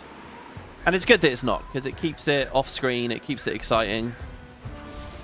The question now is, okay, so, like, I'm a pretty firm believer in this point in a Guild Wars 3. But I'm also a believer that Guild Wars 3 isn't anywhere around now. I'm a believer that Guild Wars 3 is, like, another world, or, like, 1,000... Not even 1,000 years, like 10,000 years. Indeterminately way off in the future or way off in the past. To me, a Guild Wars 3 is, like, a very different setting. That's just how I think it would be smartest to be done. Maybe I'm wrong. I just can't imagine them doing a Guild Wars 3 that's set 2 years later, you know? I guess there's precedent with that in some ways. You look at, like, the Warcraft series. World of Warcraft was only a couple of years after Warcraft 3, wasn't it? Aren't they all the same characters and shit? And obviously in the West we have to ape fucking Warcraft and that previous... I don't know. I think we have to look now, guys, at, okay, if we're ever going to get a Blood Citadel, can a mini X-Pack deliver a Blood Citadel? And we've seen exactly what a mini X-Pack can do when it comes to the Wizard's Tower for a large city. Which is pretty... Actually, I shouldn't do the whole circle. It's just this, isn't it? Which was pretty goddamn detailed. I will say as well, this was their first mini X-Pack. And there's a good chance that the later ones they get more robust, quicker, more effective, more expertise at pushing them out. And maybe the quality or quantity can go up. Would we accept a Blood Citadel that is Wizard's Tower in level? To be honest, well, it's interesting. I mean, there's a lot of new assets here. There's a lot of lore, a lot of details, big and small. I'm not a huge fan of the Wizard's Tower. But I think maybe that's just because I get low frames there. And so, I mean, it's pretty good. There's adventures there. It's fucking good, actually. The same question goes to if we're going to get an X-Pack 3, we were talking about like a Lagos City. If you're going to get an underwater one, and we're going to do the Lagos. Same question, right? Or the Ash Citadel. Any large populated place. Anyway, back to this, the carvings. I like how we get the foggy, cloudy effect when we're really high up. Was this here even at expansion launch? Because there was no reason for me to climb up here at launch. Cool detailed little area. Ah, this one's Logan. We're doing all of DR, basically. Is it Logan? Or is it Kralogan? Grandma's worst scouting experience was soaking in the rain near the Dead Lover's Rock. Well, that was over here, wasn't it? No, Dalam's Cave. Dead Lover's Rock. For some reason, I've retained that. I'll tell you what, it's really sad to think about, but my mind fascinates me in a way. As I get older, the shit that I retain is completely random. There's no sense to it. There's stuff I really want to retain. So, for example, I just finished Undertale. There's a character called Azrael, I think it is, in Undertale. I could not retain that name. I could retain all the other names. It was fine. But that Undyne, Asgore, Sans, Papyrus, all those characters, it was fine. But that one name just wouldn't stick. I don't know why. It just wouldn't stick. There's some things I really want to, and they just won't. And then there's shit like this, where it's like, oh, I remember that this is the Dead Lover's Rock here. You know, earlier I wanted to... I couldn't retain any of those fucking Trek locations. Well, some of them. I got the Club Karka. It's just like, why one thing and not the other, you know? And why can't it be everything? I really should look that up, whether there's something you can do, you know, like... Nintendo brain training. Okay, I've climbed the rock, and I do not see a thing. I want to do at least one of these without wiki. Oh, God. I really would have thought it'd be at the top. Maybe it's near the mastery point? But the thing is, so far, the quest has clearly been designed by someone who appreciates taking us to new spots. They're not doubling up with old spots. So I wouldn't expect it to be in the mastery point. I'd expect it to be somewhere else like this. This one's Air. Hello, Air. Poor Air. Easily the least screen time. Oh, no. Zodger has the least screen time of DE, I'd say, actually. Even within the dungeon story.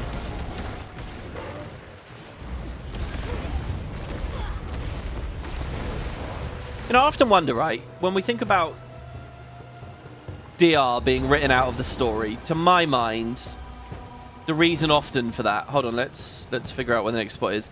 During a period when agony had dissipated... was scouting Yagon's gift. So I'm guessing that's in the valley and it's tied to the event. Yeah. Let's see what the state of the event is right now. There is something you can do. It's very prosaic. It's writing it down. Yeah, I do find actually that, yeah, if you write things... Because often with this, when I'm making video scripts and stuff, it's kind of writing down what I already know, and it does reinforce things. I know they say people learn in different ways and stuff, but and when I was at school, I know they were always saying write notes, and I never really cared to, because I just couldn't ever feel the benefit of it. But I think once I got to my mid-20s, I realized there was a huge benefit to it. And I sort of realized why all the adults were asking me to do it, because it was a benefit to them, and they assume it's a benefit to a teenager. I think when you're young and you're a teenager, you retain so much anyway. You're always learning. Your mind's in that mode. I don't know. I was never much of a note taker. And also, it's different. Just taking notes isn't really that good for retention for me, but explaining a subject, actually, you know, teaching what you know, like about the lore or whatever, basically reformatting what you know, and like trying to explain that to another point of view, I think that does do a lot. Like random scattershot little chicken scratch notes, that doesn't really do anything for me. And well, it does if you're going to very quickly refer back to it. You know, if you're going to make notes in the service of building something later, then obviously, but you know, for the purpose of learning, I don't know whether chicken scratch really helps that much. Okay, the event is not up. I don't even know if it's close to being up. Let's have a look here.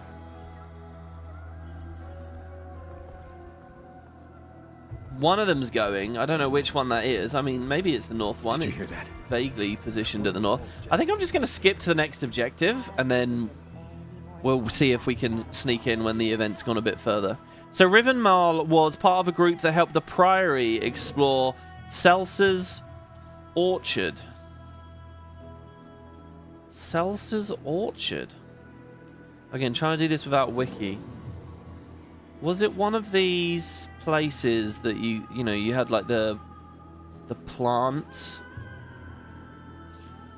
events?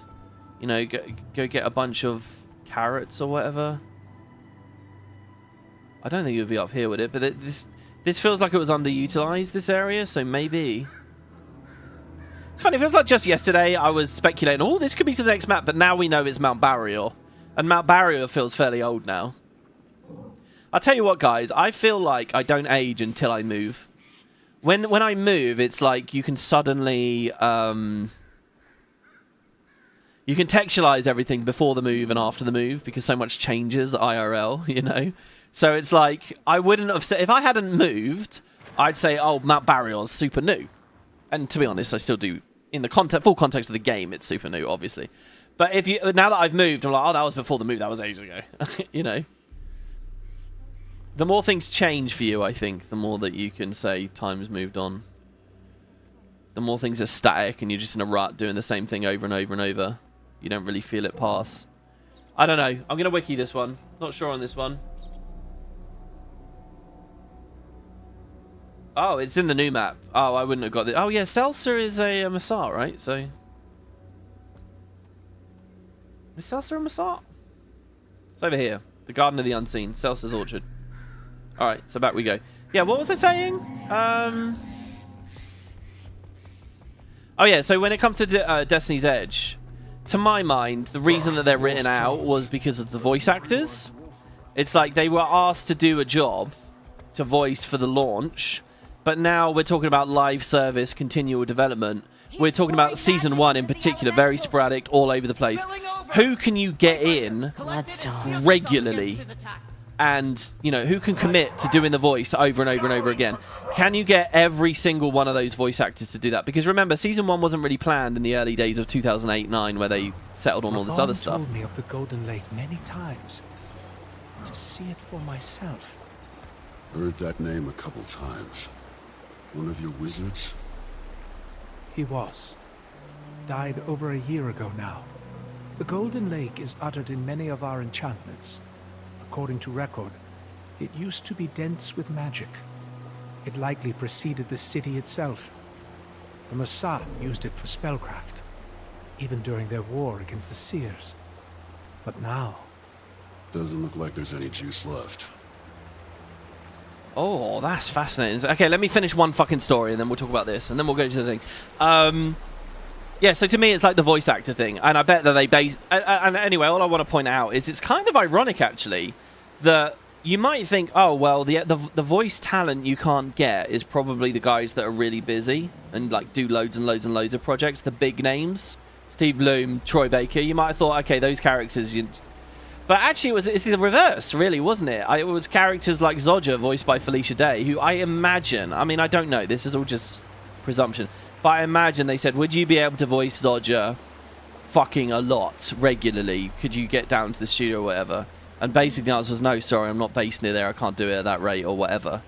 And so they were like, okay, we got to kind of introduce Destiny's Edge 2.0 over this, based off of voice talent that is more affordable and actually can hit these schedules. And so then Destiny's Edge 2.0 becomes a thing. That's my guess about all of it. And if that is the case, it's kind of ironic, actually, that the bigger names, you know, were there very regularly. I mean, I guess in a way that explains why they're such big names in that industry. I don't know, I feel a bit out of my depth here, talking about a bunch of shit I don't really know anything about.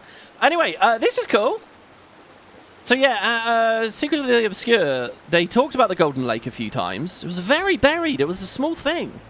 And now we're here, it's not golden in any way anymore, it's completely gone, it's like emptied out. So I like this, I hadn't heard this before. I like this, that it's drained, there's no magic there anymore. That's why it looks like shit. Because the whole time I've been playing this patch and I've been around here, I've been kind of thinking, oh, it doesn't look that impressive. But that's deliberate, because it's drained. And the fact that this dialogue specifically talks about the fact it's drained, what do you think, guys? Does that mean that maybe they're setting up that something drained it? Did Manakaz drain it? The construct is gone, Mursaat. It's just you. Oh, here we go. Is that the north? Just. I think I am more than enough. No, that's the central lane. That's the central lane. Do you think Manakaz drained it as a last... They were throwing everything at the Keystone, right? Everything. So maybe maybe this was like one of the last casualties. I mean, Christ, they sacrificed a huge amount of their own people. Their own devouts and subjects. So I guess that's the easy answer to that, what drained it. But there might be another story that an Elder Dragon managed to feast on it at some point, somehow. Don't know how or when. Mabon was hiding the city, right? When did he start hiding it? Was he able to hide it from the Elder Dragons? Dude, if the Keystone is here, they buried it underground. The Mursaat themselves buried it underground to keep it out of the nose of an Elder Dragon. So maybe the dragons just sort of never thought to come here. Bit weird with the whole Jormag thing, right? Considering where Jormag started. WP, the Mursaat created a bunch of scrying eyes from the lake's water and even used it for other spellcraft. Where do we hear that they made the scrying eyes from this? This is where the Eye of Janthir actually was crafted. Fine, I like the idea, but where do we hear that? I haven't heard that. You are right, by the way. Dev said that that kind of dictated them taking Dragon's Watch instead. And even then, they had to change Jory and Kill's gender to female due to voice actor availability. Really? I never heard that either. Cool little tidbits. You feel like... one more potion says, I mean, Zodja would not have been the first big character that got an Uwe. Okay, yeah, but hold on. No, we're not. I'm not talking about now, though. I'm talking about way back then. Yes, they could have done a recast. They could have done a recast. But you got to remember that this is the studio that just released the game. They had no history of doing recasts before that point. Guild Wars 1 didn't have that much voice acting anyway. And they had just sold the game on the excitement of these characters having these you know, like the fact that Felicia Day was Zodja was a big deal. It wasn't really that big of a deal. I certainly didn't give that much of a shit, but I feel like they thought it was a big deal. And it had been talked about. So a recast is basically saying goodbye forever to Felicia straight away. It's a very decisive thing. I don't think they had the confidence to do that. I think they would have thought, well, no, let's introduce this new set of characters and we can leave the door open for Zodja down the line. Did they think that that was going to be an 11-year-old long door with a massive open draft that eventually she'd come back for a mini X-Pack? Obviously not. They're not scryers. They don't know what the future held, but I think they chose to keep the door open. I think it was probably that mixed with the fact they had some new talent in, some new writers who had their own fun ideas for what characters they wanted. And they said, well, look, this matches up perfectly. And besides, from their perspective, they had just invented the idea of Ritlock. They had just invented the idea of Logan. They had just invented the idea of all of Destiny's Edge. And people loved them. So why not invent the idea of some new guys? People will love those too, surely, right? But there was whiplash. It takes a lot of skill to transition from one set of characters. I think personally, I think it was a mistake.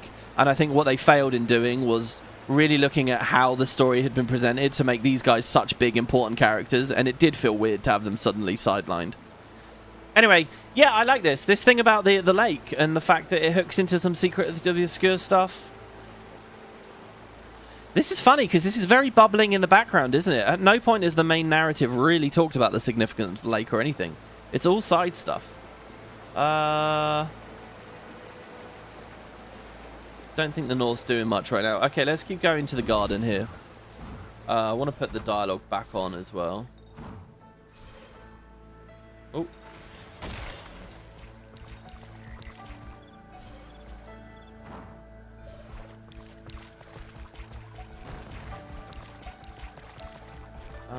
Shit, I've gone to the complete wrong area. Well, I came to the lake. I didn't even need to come to the lake. I've gone the complete wrong way. Oh, I still have the telegraph for the Mursaat game. Oh, maybe I have that, though, because that's the box, and that's going to take me back.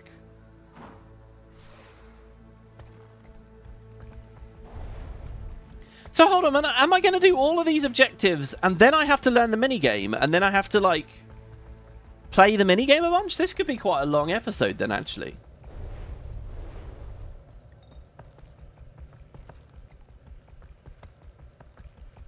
Another reason was originally Season 1 took place in the present day, depending on your story progress. So they had to reset Destiny's Edge personality to not spoil the personal story's end. Oh, I see what you're saying. So it was like... see, that's over-designed and obviously got dropped straight away. But that's so if someone was only on chapter 2 of the personal story, they could do Living World as well, and it wouldn't be a spoiler. It was like in tandem. It was in a superposition kind of thing, right? Like a not actual time. And that gels completely with some of the other mechanics they had going on. This probably will have been a point of contention, and a lot of discussion will have happened about this. But when it came to Season 1, what they didn't want to do was lock it off to veterans. They wanted everyone to be able to log in and to be able to play. And if you guys remember, there was a lot of focus back then, a lot of focus on how you'd immediately upscale to level 80 when you logged in, remember? In game, it didn't really feel like much or whatever, but they were always talking about that in the press. Because the desperate hope was everyone should be able to play this. But I think, again, that was really short-sighted, because they were treating Guild Wars 2 like other MMOs. Like it was a game with a lot of grind involved in getting to level 80. Like it was a game with a really, really, really long story. And it did have a pretty long story, to be fair. But it was nowhere near as grindy as other MMOs. They had taken so many steps in the direction of quality of life and speeding things along. That just, I mean, look, I have a bit of a biased experience there because I sort of no-lifed the game when it came out, right? But even still, I would argue, you know, the game came out in August. The following February, when they were really starting to get the ball rolling with Living World, the following February, come on, that's nearly a year to get to level 80 in Guild Wars 2. It wasn't much. So, you know, it really feels like they agonized over that, and I never thought that they should have. And I'll tell you, just on one specific principle, they shouldn't have agonized over it. It's a good thing to encourage people to play the game a lot. Show them something cool and exciting, show them an interesting trailer, show them interesting story content, and tell them, hey, you have to beat the game for this. You have to get to level 80 to get... There's nothing wrong with that, Arenanet. You're asking people to play your product. There's nothing wrong with that.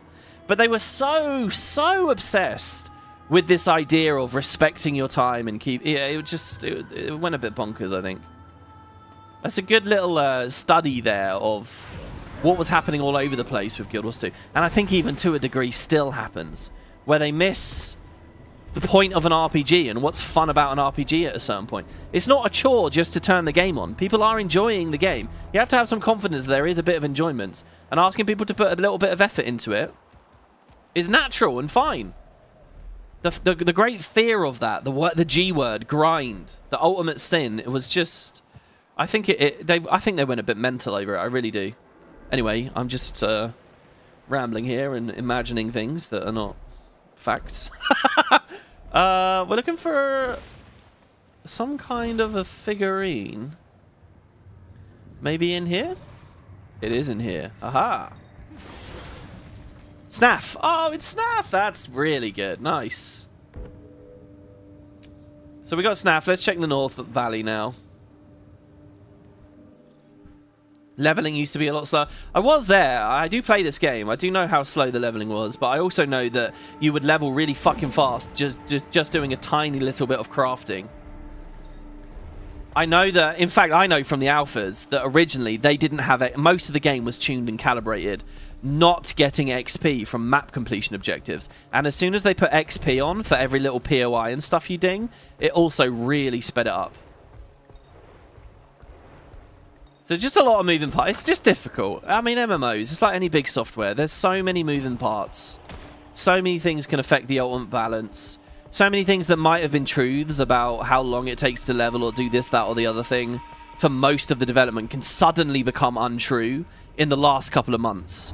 Because there are wide, broad, you know, effects, cause and effects to anything you do. Oh, come on, come on, come on. The event's done. I'm not too slow. Here we are. There's Garm. Sorry, I didn't even look at Garm. Beautiful, though. I don't remember coming in here. This reminds me of some of the hidden areas in Ascalon. Can we grab the chest, maybe? Oh, no, I didn't participate in the lane, so I'm not allowed. That's good. That's a good little detail there. Wasn't it like 20 levels or something from leveling your characters to crafting disciplines? You could max out your level, I know that 100%. Because the first guy to hit level 80 in Guild Wars 2, because, you know, you got to remember the era of MMOs this was, where hitting max level kind of was a thing and there was expected effort and grind. The first guy to get level 80 did it in like a day. And the way he did it was people had realized from the betas that crafting XP was insane. And what he did was he had a guild. I don't know what the guild was. I don't know if the guild's still around.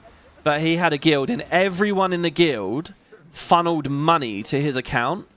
He bought shit off the TP and refined it and got crafting levels. He basically leveled his crafting disciplines, which put him to 80. That was how he got level 80 in a day. I might be slightly off with some of those facts. It might have been 2 days. It might have been 3, but it was obscenely quick. And it was just basically through crafting was how he did it. But yeah, I believe that was one of the things. They wanted you to be able to hit max level if you wanted to be just a crafter. They wanted you to be able to hit max level if you were just in World versus World. They wanted you to be able to hit max level, obviously, through playing PvE regularly. And they didn't want levels to matter at all in PvP, which is true to this day. And one was the one area... Did you hear that? Where this wasn't The walls just hissed at a bit hysterical. That was the one place they actually had it bang on, I think. Yeah, you don't need to create this asymmetry for PvP. You want it to be competitive. Kill the leveling system. It's irrelevant. But World versus World's another big one. It's supposed to be asymmetrical PvE. PvE VP. It's supposed to be a bit unfair, where wacky, interesting things can happen. And that's just been lost for 11 years now, because everyone's all level 80, everyone all has food, everyone all has ascended gear, by and large.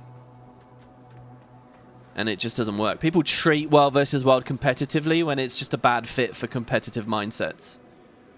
So my proposal, my fix for World versus World has always been that they should bring the asymmetry back by making it like seasonal, and each season you re-level in there, right? And you do progression in there, and then you get the wonkiness. You can have low level, one high level guy fighting.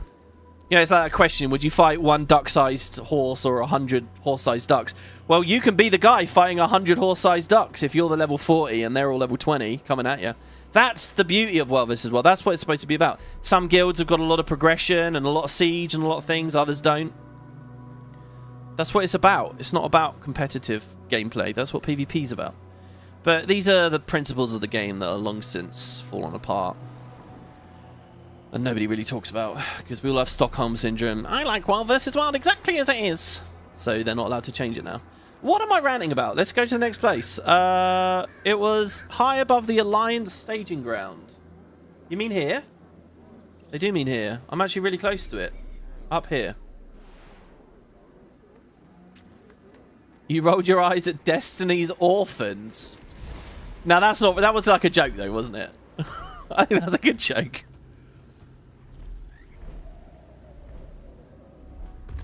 Competitive World versus World is a Commander's game, if anything. Or maybe that's true. Maybe that describes the game today. I'm not going to argue directly for that, because I don't know competitive World versus World as people play it today. Which, again, I think is a bit pointless, but people do play it that way. I don't know really how that feels. To me, any zerging I've ever done in World... And I have played World versus World, you know. I'm now ranked... I'm ranked 2,000. I'm a gold knight. It's not nothing. It's obviously nowhere near as high as what a lot of other people have done. But it's actually a shit ton more than it looks like, because I've roamed for like 80% of that, and you just don't get levels roaming. Like, this flies up when you're zerging, but when you roam, it's a lot slower. Anyway, any experience I've ever had in zergs, even when it's like quite serious and people are stacking very tight, and you know, it's still moment-to-moment gameplay is nothing. It's about as engaging as PvE. Nothing comes close to Heart of the Mist. Oh, there you go. That was the last one. I didn't even read the name. Oh, I feel terrible. Rivenmar was one of the first to volunteer to enter a Mursaat mirror. Oh, we're going to go in a mirror. This mirror up here on the top left. Wiki says yes. Let's go. You don't believe Cossage is joking about Destiny's Orphans? Oh, there was a draft, was it?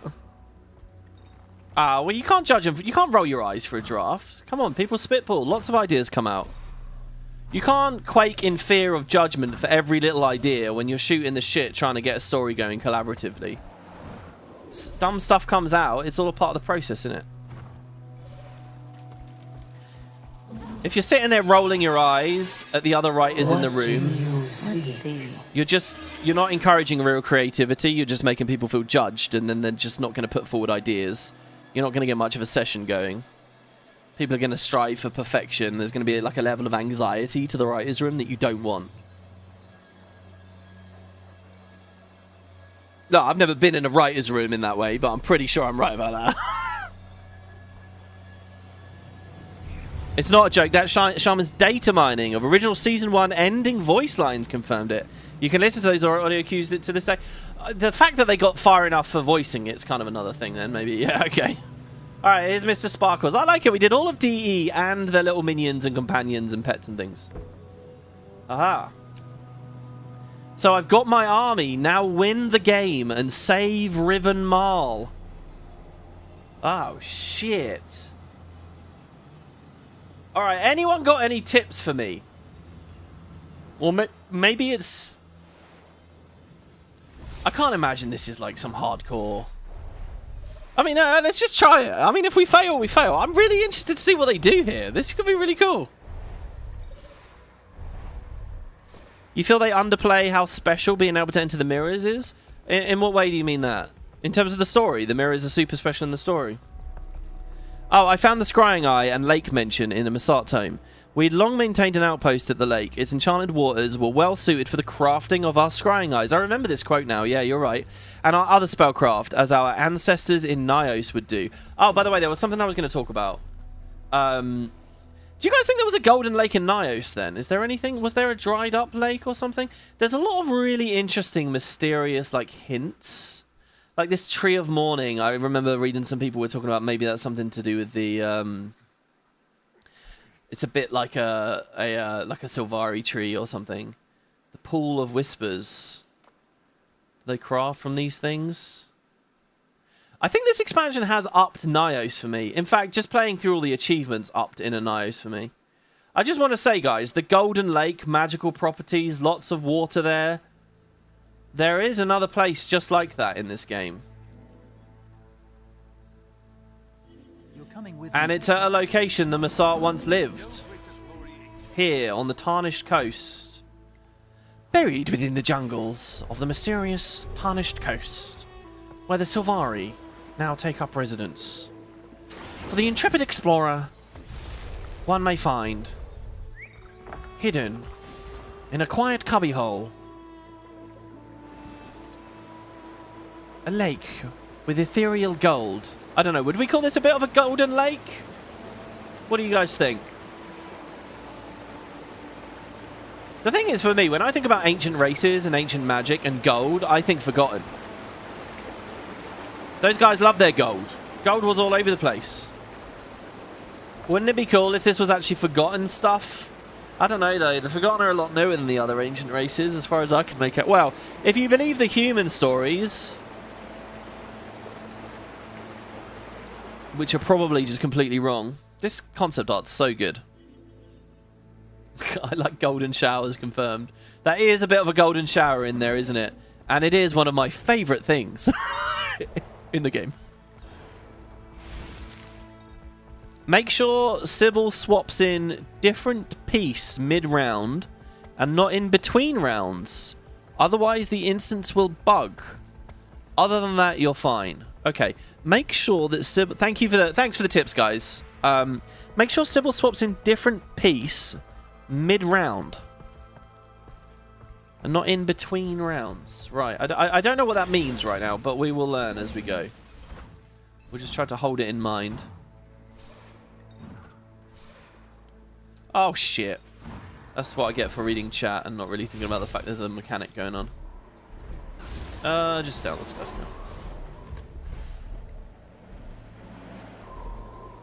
I finally understand what I'm doing now, by the way. Why we were getting all the carvings. It was to play the game.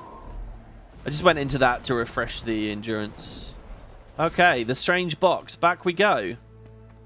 So Sybil. Yeah, again, can I just... I might have missed it, chat. Is Sybil in one of the... in any other lore? In the patch? Was Sybil referred to somewhere? You did come back. Splendid. Hello. Are you prepared this time? Are you? Ooh, I'm a badass. Oh, which piece will we enhance? +1 damage this round. Kaith, Air, Garm, Logan, Mr. Sparkles, Ritlock, Snaff, or Zodja. Oh, I love this. I can actually just play with Mr. Sparkles. I kind of think that's amazing. Garm's cool. I'm going to go with Logan. It's got to be the main man. That's right. I'm calling him the main man. Logan. Oh, here they are. They're right out in front of me. Round 1, rolling initiative. So well, let me see here. So she has 10 HP. She is a piece herself. Ritlock attacks the Bloodstone Elemental Sprite for 4 damage. Air attacks the White Mantle Elementalist for 2 damage.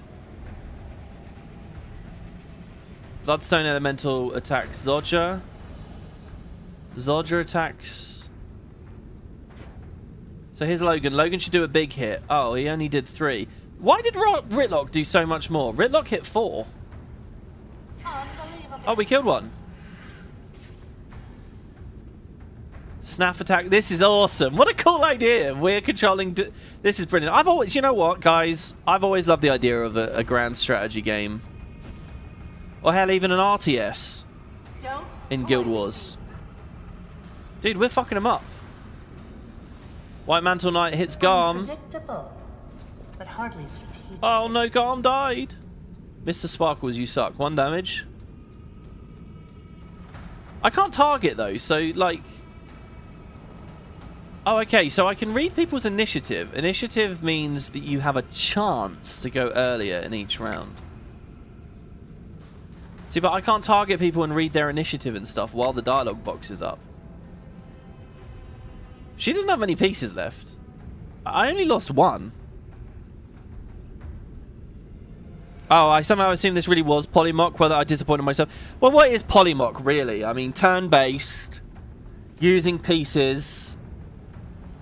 You know, obviously, I would say that the idea is using pieces that embody, like, creatures. And it's turn-based. I would say those are the only 2 things you really need for it to actually be Polymock. The specific mechanics of how the Guild Wars 1 skill system worked and the buttons you got and all that shit, fuck all that. That doesn't matter. If Guild Wars 2 wants to do Polymock, it can change all of that. Anyway, if this actually... I think this is more just a Mursaat game. It's very similar to Polymock, which maybe lends credence to this idea that Asura was somehow influenced by their thing. I mean, I am an Asura. You'd hope Liss would actually remark on that in some way. But... Okay, so who do we want to attack? I don't know why it matters. I guess I could say Ritlock. Because, okay, what matters is that we focus damage on the same target to eliminate them quickly, right? So they can't strike back because they're dead already.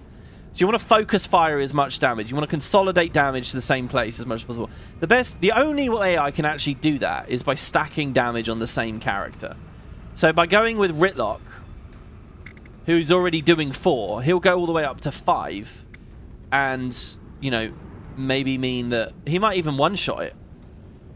Does that make sense? That's the only thing I can think. The rest of it's just for funsies, I suppose. But let's do Ritlock this time. He attacked first before as well. He has 10 initiative, 13 health, 3 damage this time. An interesting choice. Snaff attacked Riven Marl. Is Sybil's HP going down as I wound the pieces? Zodja did 1 damage against the knight. Oh, I see. The armor reduces their damage. It's not that my guys have different... Oh, maybe they do have different attacks, actually. Oh my god, does everyone have, like...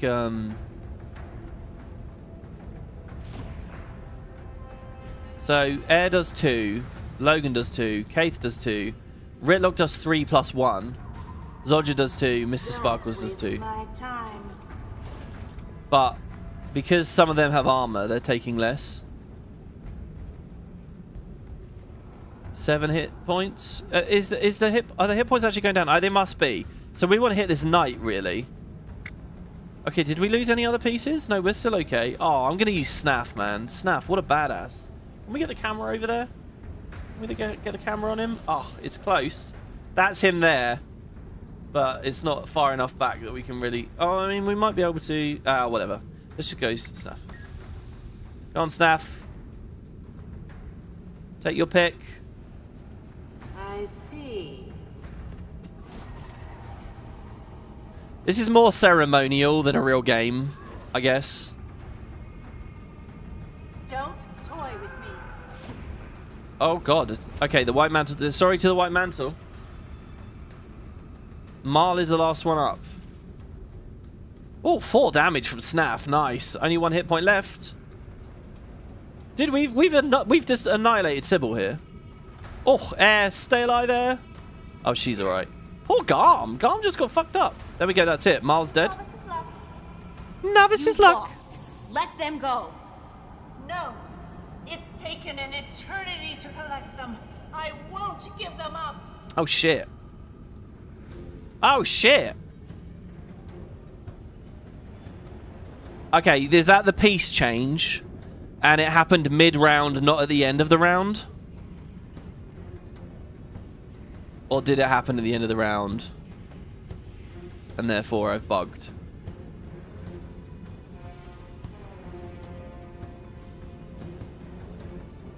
Do you remember that adding damage doesn't stack indefinitely? Yeah, I know. Yeah. I think we got the bug because the timing was wrong, maybe. Unless I'm missing something. I'm spamming F. I'm clicking different people.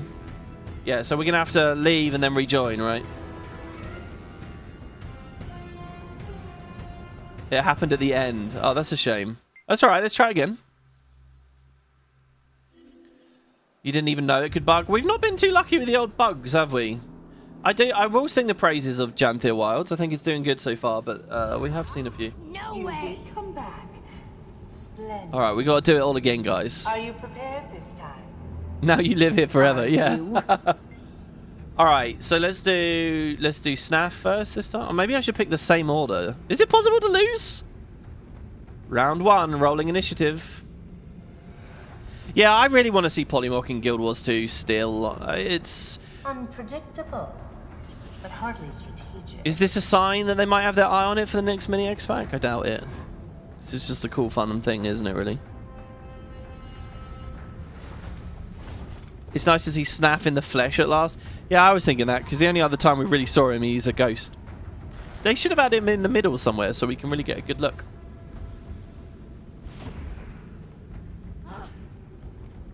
An endless Legends style game for Guild Wars 2 would be so cool. I don't know what that is. You know, as I play this, it reminds me of, like, if you've been following my progress through 14, they have so many mini games and random things in that where the UI is different. Shit like this kind of, they go a bit further with it. They always push the UI really hard. They clearly have a lot of funding for stuff. This feels like a pet project. They go big on like a million different things. I like the idea of Guild Wars going big on like a mini game type thing, but don't overdo it. I think FF does it constantly and doesn't really need to. I think doing something big though, like Polymorph is perfect, right? Especially if it hooks into mini pets in some way.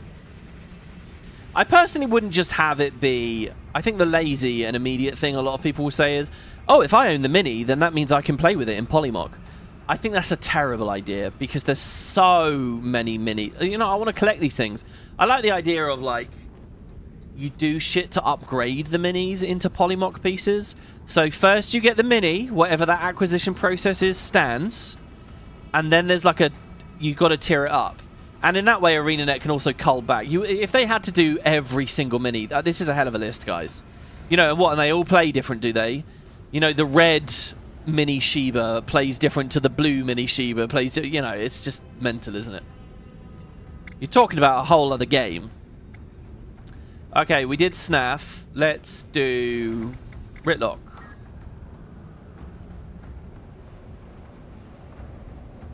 It would really get people playing festivals. Oh, what? Because there's a lot of minis at festivals? I mean, you can look at Belcher's Bluff as well. It's kind of a... Like, I like the idea of Polymorph as something you don't just play against the NPCs, but you can play against each other as well. Again, look to 14 and the way that they did Triple Triad. I mean, just incredible, right? How does this compare to Lord of Dominion? Exactly right. No, you're better, actually. You're right. Heathen Self-Healer. Lord of Dominion is insane. That kind of shows how detailed they go. It's not balanced, I don't think, and so people don't really do it, but that's why I say Arenanet should do something, but just like the one minigame, right? That way you can continue to ongoingly focus on it. There's a lot of shit at the Gold Saucer in 14 that they clearly don't ongoingly focus on.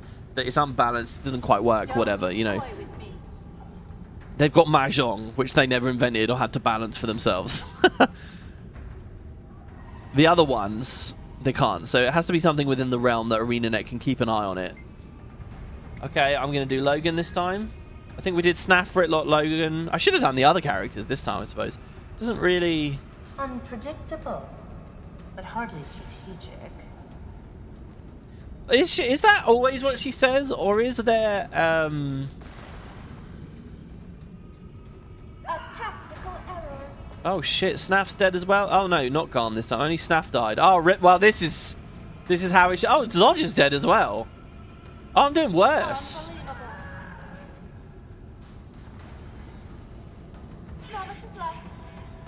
You've lost. Let them go. No. It's taken an eternity to collect them. I won't give them up.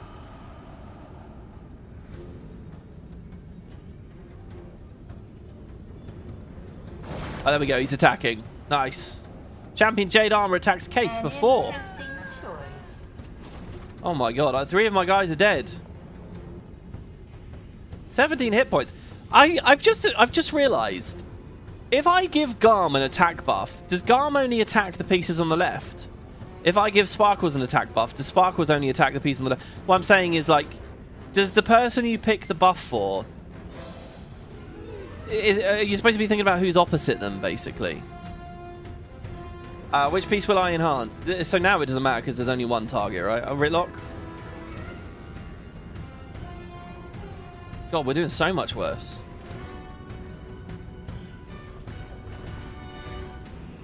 There goes Mr. Sparkles. There goes Air. This is nice.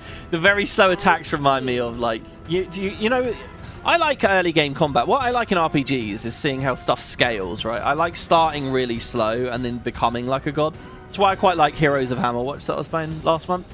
Anyway, do you remember years ago we did in the guild halls the like low-level PvP tournaments where you literally just have 2 buttons?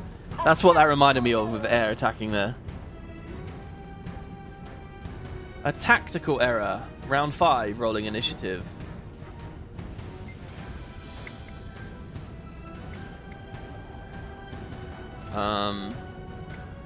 Let's pick Air. Go on, Air.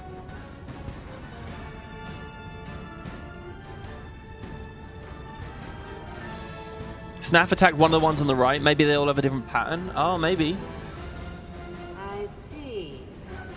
Again, I feel like this is just ceremonial. It's probably not possible to lose. And it's probably true that I don't actually have any decisions that matter. It's just to give me the illusion of some control while we watch it play out. I mean, it's just here for novelty, isn't it? I like it, though. It's not like I'm being asked to sit here and play this for 10 hours to get an achievement. It's like a show match. 3 hit points left. We're on round 6. So they roll for the initiative first. See, what's interesting to me is the round starts, they roll for the initiative, then I get to pick. To me, I feel like I should be able to see who has initiative, and I should be able to buff that person so we get our big hit in first. But I can't look at the initiative while the dialogue box is up. Surely Arenanet knew that. Am I supposed to look really quickly before it pops? Can I click the X, I wonder, and then re-pop the dialogue? Oh, I can. Maybe that's how you're supposed to play it. So he has 10, 8, 25. Air has 25 initiative. Unpredictable. Oh, what? Oh, it just ended. Never mind. Oh, well, we're done. Oh, we got to hit her now. Oh, shit. 8 hit points. 6 HP. It's cool. I like it because it really does look like the Mursaat piece, you know, the Mursaat polymorph piece. 4 HP. Didn't Ritlock do 4? He might smash her. Because he's the last one to go, isn't he? No. We're on round 7. 10, 5. Well, Ritlock had a 10, so I'll pick him. She only has 4 health. She doesn't even have any initiative.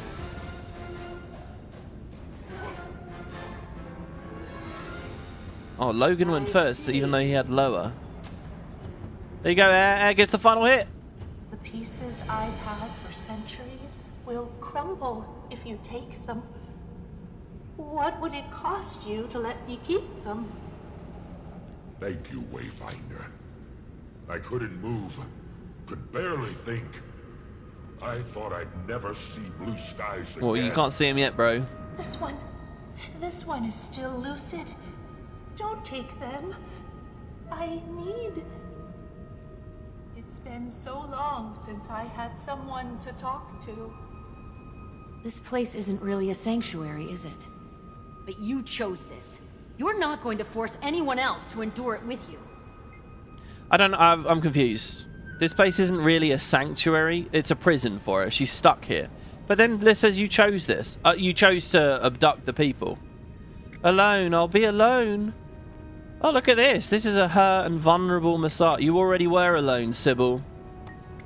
The first piece I captured, I didn't care for her pious nonsense. But she spoke until she learned that we couldn't leave. Not a coherent word from her since. Yeah, remember in the White Mantle journals, it was going... Tatiana, I think, is her, right? And it was going on about how she's still pious, she's still a believer. Other people had started to doubt, but she was still really dedicated. And she met Sybil, I guess. She wasn't coherent. Despair can do that to someone. I could lapse into mindless screaming if it pleased me. I could make my skull an empty grave. Am I the only one with the fortitude to bear it? Jesus. You gave them no other escape. Is that why they all break? Too weak to challenge me? Too stubborn to accept defeat gracefully? And then I can ask, can you accept defeat gracefully? Amazing. I don't think she was particularly graceful. She pulled that piece out of her ass. I must. I have no choice. But you can choose. You could come and go as you please from time to time. You could come back. Wow. I'll consider it, or you're on your own. I'll consider it.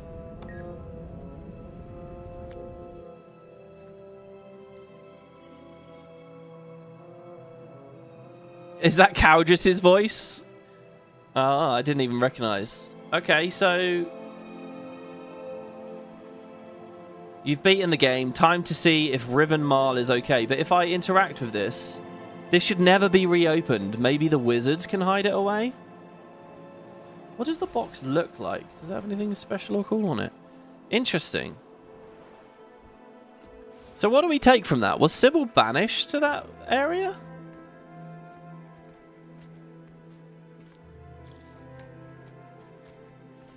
Why? I'm a little bit confused. Why can... Did you hear that? Why can Liz leave, but not Tatiana?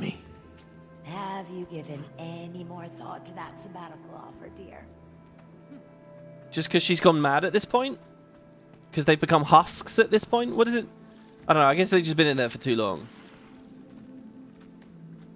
My comprehension of the story is not great there, I must say. Codicus sent them to wrangle a Moa. Probably thought there was treasure in the city. Oh, wrong one, right? Actually, it's this guy. Hey, Riven. Marl, why would you ever go prodding a strange artifact in a place like this? Lucky you are that the Wayfinder fetched you back. I'd hate for you or Maul to think I'm a fool, but it called to me. Wanted to see how it was crafted, I did. I couldn't look away. Your craftwork saved us both. And I'll bet a carving of Big Snaff could take on a jade construct alone. Make it stop! Big Snaff's a real undertaking. He's in my someday pile with 50 other ideas. I don't know. Well, this has keep never me happened posted. to one of us before, I'm gonna take this but box to the Wizard's we've Court. never been They'll know able what to do cure with it in it. the wildlife. I hope they lock it up and We'll forget do what about we it. have to. I hope I forget about it too. Sorry, but if I've ever seen a meta comment, that was one.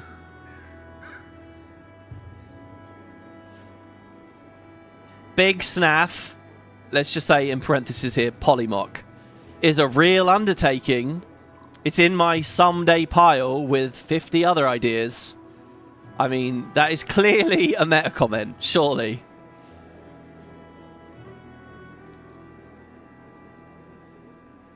Well, there you go. It's nice to see a story where we actually get a sense of some of these dangerous artifacts that have to be locked away from the other side. You know, there was a lot of showing, a lot of telling, don't showing at the Wizard's Tower. Oh, all these dangerous things we have to collect. Dangerous, dangerous, dangerous. Here we actually see a story that affected people, and it's like, yeah, that shit needs to be locked up. It's cool. So there you go. That's the Mursaat's game. Brilliant. That was a good one, guys. That definitely was. There was some real quality there. Bit of voice acting. A meta comment followed by a pain scream. Yeah, there's something fitting about that, isn't there? So there you have it, everybody. Thank you so much for tuning in on my Repentance streams. They straddling the move as they have. So what's next, you may be wondering. Well, of course, as they continue to put patches and stuff out for Guild Wars 2, I'll be there. I'll be covering it. I might get into the CMs and LM. Last year, I didn't do Ceres right at release. I waited a little bit, and then I did it. So we'll see. I might get into this thing where I get really, really, really into it.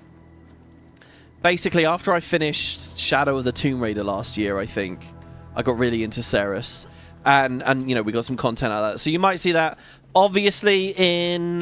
what are we looking at here? Oh, the Wizard's Tower. I have another thing done. Oh, that's the daily reward.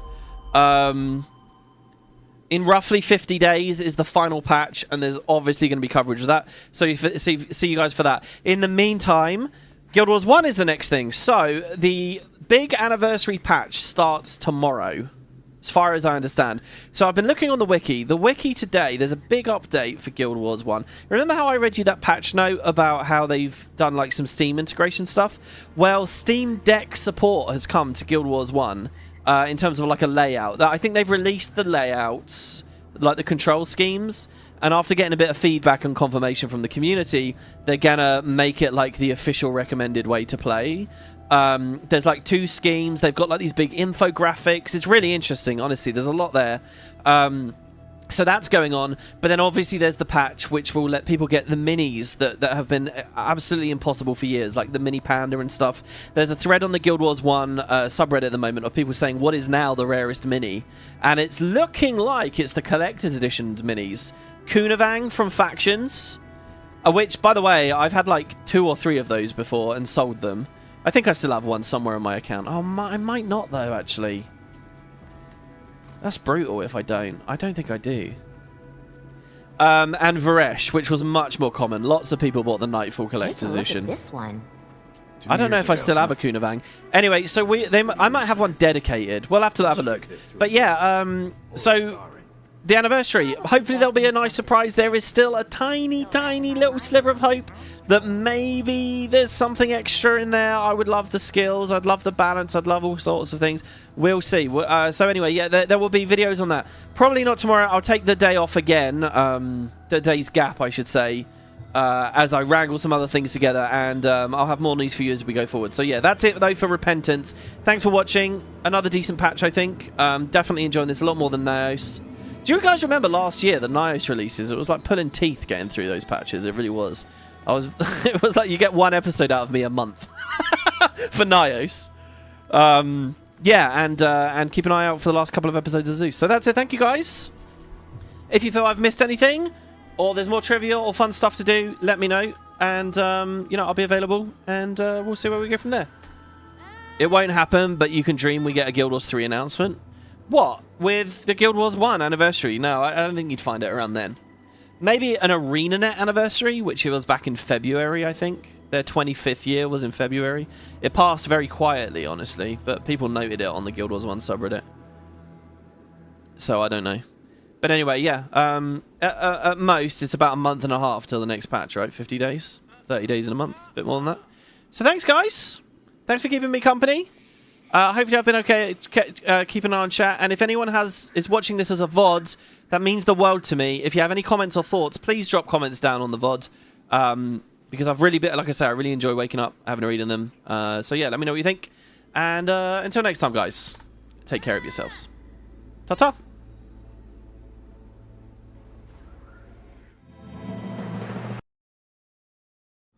Very broken outro there. Let's try that again while my hard drive spins up. That's clearly what it is.